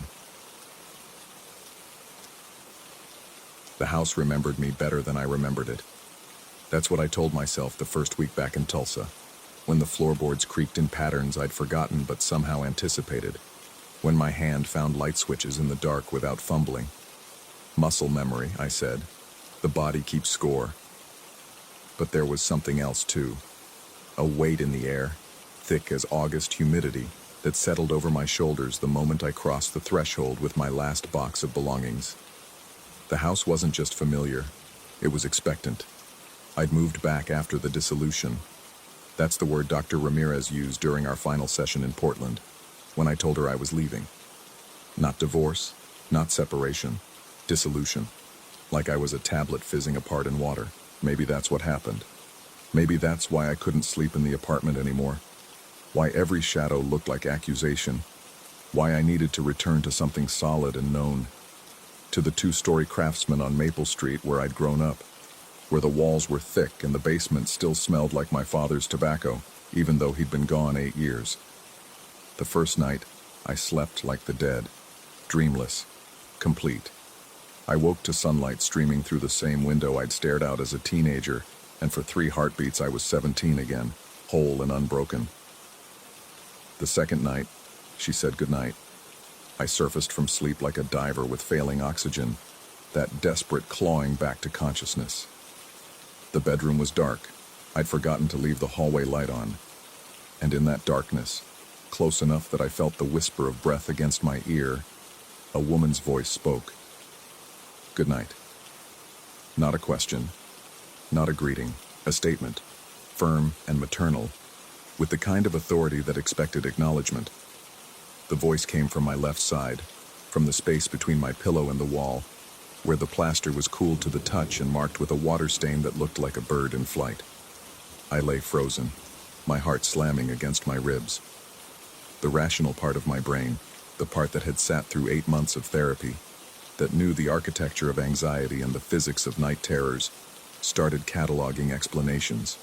A dream, the house settling, a neighbor's television, the hum of blood in my own ears, transformed by my exhausted mind into something coherent. But I knew what I'd heard. I fumbled for the bedside lamp, my fingers clumsy with adrenaline. The light clicked on, harsh and yellow, revealing exactly what I expected. Nothing. The room was empty, just my unpacked boxes stacked against the far wall, the old dresser that had been here since childhood, the closet door half open the way I'd left it. The water stain on the wall remained a water stain. I checked the clock. 3:17 a.m. The hour when the body's temperature drops to its lowest, when hospital patients are most likely to slip away. I'd read that somewhere. Probably one of those anxiety spiral nights scrolling through articles I shouldn't have been reading. Sleep didn't return. I lay there until dawn, watching the darkness thin to gray, then to the pale gold of morning. When I finally got up, my neck ached from the tension of staying perfectly still for hours, as if movement might summon the voice back. I spent the day trying to forget. I unpacked boxes, installed shelves, drove to the hardware store for paint supplies. But beneath every mundane task ran a current of unease. The house felt different now, more aware. I found myself avoiding my bedroom, finding excuses to stay downstairs until exhaustion drove me up the creaking staircase. The third night, she came again. Same time. I'd left my phone on the nightstand and saw the screen read 3:17 when my eyes snapped open. Same place, that space by the wall that seemed to hold more shadow than it should. Same voice, closer this time, intimate as a lover's whisper. Good night. This time I didn't freeze. I rolled over, away from the wall, my breath coming fast and shallow. The room was silent except for the tick of the radiator and the distant hum of a car passing on Maple Street. I reached for my phone and turned on the flashlight, sweeping it across the room in a desperate arc. The beam caught dust motes floating in the air, the familiar shapes of furniture, the empty corners. Nothing. But I could still feel it. The residue of a presence, like the warmth that lingers after someone leaves a room. The air tasted metallic, the way it does before a storm. I didn't sleep again that night either. The fourth night, I was ready. Or I thought I was. I'd left every light in the house on, created a blazing fortress against the darkness. I'd taken melatonin, done breathing exercises, positioned my phone within reach with the emergency services screen pulled up. Ridiculous, I knew. What would I tell them? That a voice was being polite to me? But preparation proved meaningless. At 3:17, the bedside lamp flickered once, twice. Then the voice came, and this time it was different. It laughed. Not a cruel laugh, not mocking. Just two syllables of sound, brief and matter-of-fact, like someone acknowledging a private joke. The laugh of recognition. And with it, the wall lamp pulsed with light, casting the room into stuttering visibility. Dark, bright, dark, bright. Like an old film reel catching. In that stuttering light, I saw the water stain move. Just a fraction. Just enough that the bird shape seemed to tilt its head. And that's when the strange thing happened, the thing I still can't explain to myself. Instead of terror, I felt something else entirely. Pity. A deep, aching sadness that rose in my chest like water, unexpected and overwhelming. Because in that laugh, in that brief sound, I heard loneliness. I heard the exhaustion of trying. I heard need. Good night, I whispered back to the empty room, to the wall, to whatever was or wasn't there. The lamp stopped flickering. The darkness settled back, solid and complete. And I slept. After that, the voice stopped coming. But the lamp, a small brass reading light I'd plugged into the wall outlet near my bed, began turning itself off every night at 3:17. Not flickering, not dying, just clicking off with the same sound it made when I used the switch, then clicking back on exactly 1 minute later. I told myself it was electrical. Old wiring, faulty circuits. Houses this old had all kinds of quirks, but I knew better. I knew it was an answer, an acknowledgement of my acknowledgement. The nights took on a new rhythm. I'd lie awake, waiting for 3:17, watching the clock on my phone count down. When the lamp clicked off, I'd say goodnight into the darkness. When it clicked back on, I'd close my eyes and sleep would come, easier than it had in months, better than the medication Dr. Ramirez had prescribed, better than the white noise machine and the meditation apps and all the careful architecture of coping I'd built in Portland. I started to look forward to it, to that moment of communion with whatever shared this house with me. Sometimes I'd talk more, speak into the darkness about my day, about the dissolution that had brought me here, about the ways I was trying to put myself back together. I never heard the voice again, but the lamp always answered. Click. Off, then on. My brother called one evening in late September. He'd heard I was back, wanted to know how I was settling in. I almost told him. Almost described the voice, the laugh, the nightly ritual that had become as natural as breathing. But the words wouldn't come. How do you explain that you're having a relationship with your bedroom wall? That you're sleeping better than you have in years because something impossible is listening? Instead, I told him the house was good, that being home helped, which was true in its way. But things began to shift in October. The lamp started staying off for longer periods. 2 minutes, 5. Once, for almost 15 minutes, leaving me in darkness that felt different from ordinary dark. Heavier, more attentive. I found myself talking more during those stretches, filling the silence with whatever thoughts came to mind, trying to keep the connection alive. The water stain grew larger, or I thought it did. I'd lie there studying it in the lamplight, trying to remember if it had always reached that far across the plaster, if the bird shape had always had such detail. Sometimes it seemed like the stain was spreading, a slow leak from somewhere inside the wall. Other times it looked exactly as it always had, and I'd wonder if I was losing my grip on what was real. I started taking pictures of it with my phone, trying to document the changes. But the photos never showed what I saw with my naked eye. In the camera's lens, it was just a stain, static, unchanging, which should have been reassuring but somehow wasn't. The house began to sound different too. The creaks and groans that had seemed familiar now felt like communication, a language I was on the verge of understanding. I'd hear footsteps in the hallway when I was alone, soft and measured, pacing back and forth. I'd hear what sounded like humming coming from the walls, low and tuneless. Once I came home to find every door in the house open, bedroom, bathroom, closets, cabinets, standing wide like mouths. I closed them all and said goodnight to the empty house. That evening, I sat on my bed and stared at the wall, at the stain that might or might not be growing. The rational explanations I'd stacked up so carefully were crumbling. This wasn't anxiety. This wasn't grief. This was something else, something that defied the frameworks I'd built to make sense of the world. At 3:17, the lamp clicked off. I waited for it to come back on. Waited in the darkness that pressed against my skin like something physical, like something with weight and intention. 1 minute passed. 2. 5. Please, I said to the wall, to the darkness, to whatever was listening. My voice sounded small and strange. The lamp stayed off. I reached for my phone, desperate for light, for proof that I was still in the normal world where electricity followed rules and walls were just walls. But my hand stopped halfway, because I heard it again, for the first time in weeks. Good night. But the voice wasn't coming from the wall anymore. It was coming from behind me, from the doorway, from the hall, from inside the house. I turned, slowly, my heart hammering so hard I could hear it in my ears. The doorway was empty, just a rectangle of darkness leading to the unlit hallway. But I could feel it now, that presence I'd been acknowledging for weeks.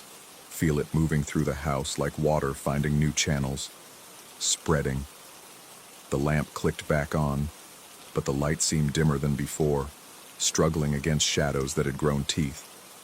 I understood then, with the clarity that comes too late, what I'd done, what I'd invited in with my loneliness and my pity, and my desperate need for connection. I'd given it permission. I'd given it acknowledgement. And now, it didn't need to stay by the wall anymore. The water stain had spread across the entire surface now, I was sure of it. In the uncertain light, it looked less like a bird and more like a hand, fingers spread wide, reaching. I should have been terrified, should have run. But that same strange pity welled up again, mixed now with something darker. Recognition, maybe, because whatever this was, ghost, delusion, manifestation of my fractured mind, it was lonely too, just like me. Maybe that's why it had chosen this house, this room. Maybe that's why it waited until I came back. Or maybe I'd brought it with me. The lamp flickered again, and in the stuttering light I thought I saw something move in the periphery of my vision. A shape in the corner, a presence by the door, the suggestion of a figure that disappeared when I looked directly at it. Good night, I said again, because what else was there to say? Because the ritual was all I had left. This time, there was no answer. Just the sound of the house settling around me, its bones creaking, its breath moving through the vents. Just the darkness pressing closer, patient and hungry and home. The lamp clicked off one final time, and this time, I knew with terrible certainty, it wouldn't come back on until I figured out what it wanted, until I understood that the dissolution hadn't ended in Portland. It had followed me here, to the house that remembered me, to the walls that listened, to the space between sleep and waking where the voice still whispered, where the stain still spread, where goodnight was never just goodnight, but a question I was only beginning to understand. I lie here now, in the darkness, and I wait. The clock reads 3:17, always 3:17, and I can't remember if minutes are passing or if time itself has dissolved into this moment, this breath, this terrible understanding that I might never leave this room again. Not because I can't, because I don't want to, because the voice is back, and it's calling from inside the walls, and this time when it says goodnight, I know. with a certainty that lives in my bones, that it means forever. And the worst part, the part that keeps me frozen here in the dark, I'm already answering back.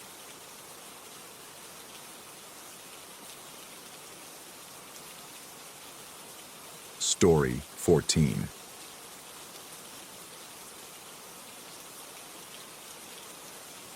The phone call came at 11:30 on a Thursday night, the kind that arrives with the weight of inevitability, as if the universe had been holding its breath and finally exhaled.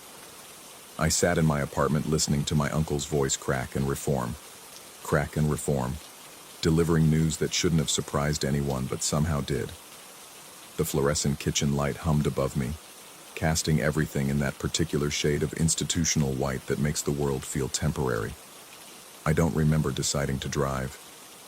The decision seemed to make itself, my hands already reaching for keys, my feet already moving toward the door. Birmingham was 3 hours away, and my cousin had said to come if I needed to. His voice carrying that peculiar gentleness people adopt when they're trying to hold someone else together while barely managing themselves. The highway unspooled before me in the darkness, reflective lane markers ticking past like a metronome counting down to something I couldn't name. His apartment sat on the second floor of a converted factory building, all exposed brick and oversized windows that probably looked artistic in daylight but seemed cavernous and watchful at 2 a.m. He opened the door before I could knock, as if he'd been standing there waiting, and pulled me into an embrace that lasted just long enough to feel like a transfer of some kind. When we separated, I noticed the shadows under his eyes had taken on a bruised quality, purple-black against pale skin. The living room smelled of old coffee and something else, something faintly floral that didn't match the sparse masculine furniture. He gestured toward the couch, a worn leather thing that had probably been expensive once, and disappeared into the kitchen to make tea neither of us would drink. I sat and felt the day's weight settle into my spine, that particular ache that comes from holding tension in places you didn't know could tense. The building creaked around us, old bones adjusting to the night. We talked for a while in the way people do when the real conversation is happening underneath the words, in the pauses and sighs, and the way eyes drift toward windows that show nothing but darkness. Eventually he said I should sleep, that the guest room was full of boxes but the couch pulled out, and I nodded because my body had already made that decision too. He brought blankets that smelled of cedar and retreated to his bedroom, closing the door with a soft click that sounded final. Sleep came in fragments, stitched together with the ambient noise of an unfamiliar place. Steam pipes knocked behind walls. Someone in another unit played music so quietly, it was more vibration than sound. I drifted in and out of consciousness, never quite reaching the depths where dreams solidify, caught instead in that liminal space where thoughts blur into half-formed images that scatter when examined. Morning arrived gradually, gray light seeping through the tall windows like water through cracked concrete. I woke to find my cousin already up, standing in the kitchen with a coffee mug held between both hands as if warming them, though the apartment was stifling. He looked at me with an expression I couldn't quite parse, something between concern and confusion, and that's when he mentioned it. His voice came out uncertain, the words feeling their way forward. He'd had a dream, he said, though he wasn't sure dream was the right word because it hadn't felt like dreaming, more like someone had been standing beside his bed talking to him in the dark. A woman in a dress covered with flowers, the old-fashioned kind with the full skirt and the pattern so busy it hurt to look at. She'd been complaining, he said, but not the way people usually complain. More like reporting a fact, the way you might mention the weather. Something about an old discomfort, something she'd been carrying for a long time. And then she'd asked him to pass along a message. He stopped there, coffee mug still suspended in both hands, looking at me with eyes that asked a question he couldn't voice. The morning light had turned everything in the apartment gray and washed out, objects losing their solidity in the flat illumination. I waited for him to continue, but he just shook his head, setting down the mug with a click that seemed too loud in the quiet. The thing was, he said finally, the woman had been very specific. She wanted someone to know that now it was light, that she didn't have to carry it anymore, that it had been passed on and she was grateful. His eyes never left mine as he spoke, searching for something, maybe recognition, maybe reassurance that he wasn't losing his grip on reality. We didn't discuss it further. The conversation died in the air between us, both of us suddenly very interested in our respective coffee mugs, in the view from the window, in anything except what had just been said. The apartment felt smaller somehow, the walls closer than they had been the night before. I excused myself to shower, needing the noise of running water to drown out the questions forming in my mind. The bathroom mirror was old, silvering at the edges, giving my reflection a ghostly quality that made me look away. Steam filled the small space, condensation forming on every surface, and I stood under water hot enough to hurt, trying to wash away the residue of the night. But something felt different. My lower back, which had been knotted tight with stress for weeks, maybe months, felt oddly loose. The constant low-grade ache I'd grown so accustomed to that I'd stopped noticing it consciously had simply evaporated. I twisted, testing the range of motion, expecting the familiar catch and pull. Nothing, just smooth, painless movement. I told myself it was the shower, the heat, the unconscious relaxation of sleep, but the explanation felt thin even as I constructed it. The steam continued to rise around me, obscuring the mirror completely, and for just a moment I had the unsettling sensation that something was standing just outside the shower curtain, patient and still. We spent the afternoon making the necessary calls, dealing with the bureaucratic machinery that activates when someone dies. My cousin handled most of it, his voice steady and professional, while I sat at the kitchen table sorting through papers that all seemed to say the same thing in different fonts. The floral smell I'd noticed the night before seemed stronger now, sweet and cloying, though I couldn't identify a source. No flowers sat on any surface, no air freshener plugged into any outlet. Just that pervasive scent, like walking past a florist shop on a humid day. Around 3 o'clock, I needed air. My cousin nodded when I said I was going for a walk, barely looking up from the documents spread before him. I took the stairs instead of the elevator, needing the physical exertion, and stepped out into Birmingham's late afternoon. The city sprawled around me, industrial and stolid, buildings made of brick and purpose. I walked without direction, letting my feet choose the path, watching people go about their lives with the kind of focused intention that comes from having somewhere to be. That's when I felt it. A lifting. A lightening. As if something I'd been carrying without knowing it had simply detached and fallen away. My shoulders, which had been hunched forward for so long I'd forgotten any other posture, rolled back naturally. The tightness in my jaw released. Even my breathing felt easier, deeper, air flowing into parts of my lungs that seemed to have been closed off. I stopped walking, standing on a corner while people flowed around me like water around a stone. My hands weren't shaking. My chest wasn't tight. The low-level anxiety that had been my constant companion, that background hum of dread I'd learned to live with, had gone silent. The relief was so profound it was almost painful. The sudden absence of something so familiar, it had become part of my identity. But underneath the relief, something else stirred. A discomfort with the relief itself. Because burdens don't just disappear. Weight doesn't evaporate. It goes somewhere. It transfers. I walked back to the apartment slowly, testing each step, waiting for the old sensations to return. They didn't. The building loomed above me, all those windows reflecting the late afternoon sun like dozens of watching eyes. Inside, the elevator hummed and groaned, carrying me upward with mechanical indifference. My cousin was still at the table, but the papers had been pushed aside. He sat very still, staring at nothing in particular, and didn't respond when I came in. The apartment had grown darker, shadows pooling in corners despite the remaining daylight. The floral scent had intensified, almost overwhelming now, and I had to breathe through my mouth to keep from gagging. That's when I heard it. Music, faint but distinct, coming from somewhere in the apartment. Big band music, the kind with crooning vocals and orchestral swells, the sound tinny and distant like it was traveling through time as well as space. My cousin's head snapped up, his eyes wide and too bright. "The kitchen," he said. "The radio." We hadn't turned on any radio. Neither of us had been in the kitchen for hours. We moved together, drawn by the music, and found it sitting on the counter where it had presumably always been, a vintage tabletop model in cream-colored plastic. The dial glowed amber, tuned to a station I'd never heard of, playing songs from another era entirely. Standards from the 50s, the announcer said in a voice like warm honey, for those special moments when everything was just right. My cousin reached to turn it off, but I caught his wrist.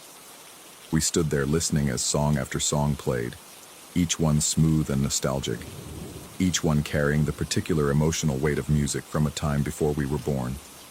The singer's voice wrapped around lyrics about moonlight and dancing, and the way love feels when you're young, and the future seems infinite. "This is what was always on," my cousin said quietly, when they were all together, when everything was before, when she was well. He didn't need to specify who she was, the woman from his dream, the one in the flowered dress, the one who'd been carrying something heavy for far too long. We stood in the kitchen as evening deepened into night, the radio playing on, and I felt the wrongness of my own well-being like a stone in my chest. My back didn't hurt. My shoulders felt light. The anxiety had fled. But where had it gone? What had I accepted without knowing I was accepting it? What transaction had occurred while I slept on that leather couch, while my cousin dreamed of a woman who wanted to pass along a message? The song changed to something slower, more melancholy. The singer crooned about carrying torches and bearing burdens and the things we do for the ones we love. My cousin's breathing had gone shallow beside me, his eyes fixed on the glowing dial as if it might reveal something if he stared hard enough. I should have felt grateful. I should have felt blessed by whatever strange mercy had lifted my pain. Instead, I felt complicit in something I couldn't name, participant in a transfer I hadn't agreed to, recipient of a gift that was simultaneously grace and curse. The radio played on through dinner we didn't eat, through evening light fading to full darkness, through the long hours when night settles in and makes everything seem both more and less real. We sat in the living room, not speaking, listening to voices from decades past singing about love and loss and the bittersweet passage of time. The floral scent ebbed and flowed like breathing. Around midnight, my cousin finally spoke. His voice came out hoarse, as if he hadn't used it in days rather than hours. He asked if I believed in hauntings, in the persistence of the dead, in the way grief might take on weight and substance and pass from person to person like an inheritance no one wanted, but everyone eventually received. I didn't answer because I didn't have an answer. Because my back still didn't hurt, and my shoulders still felt light, and the anxiety that had lived in my chest for years had vanished so completely it might never have existed at all. Because the radio was still playing, even though no one had touched it in hours. Because somewhere in this city, in some space between sleeping and waking, my cousin had been visited by a woman in a flowered dress who needed someone to know she was finally free of her burden. The song playing now was one I recognized, though I couldn't remember where I'd heard it before. Something about gardens and flowers and the way beauty persists even when everything else fades. The singer's voice wrapped around the words with a tenderness that felt like mourning, like celebration, like both at once. I looked at my cousin and saw my own questions reflected in his eyes. What had we inherited? What had we agreed to without knowing? What weight now rested on shoulders that moments ago had been light? What discomfort had found a new home in spines that had briefly known relief? The radio played on. The night deepened. And somewhere in the space between us, in the air thick with the scent of flowers that weren't there, something settled in to stay, patient and permanent as stone. In the morning, I would drive back to my apartment, back to my life, back to everything that waited for me. But I knew, with a certainty that lived deeper than thought, that I wouldn't be driving back alone. That whatever had been passed from the woman in the flowered dress to my cousin, and from my cousin to me, was mine now to carry, however long that might be, however far it might travel. The music swelled, horns and strings weaving together in complicated harmonies, and I understood finally what the woman had meant when she said it was light now. Not that it was gone, not that it had disappeared, just that she didn't have to hold it anymore. Because now we did. The radio played on and we listened, and the weight of flowers pressed down soft and heavy and inevitable, settling into our bones like it had always been there, like it would always be there, like there had never been any other way for this to end.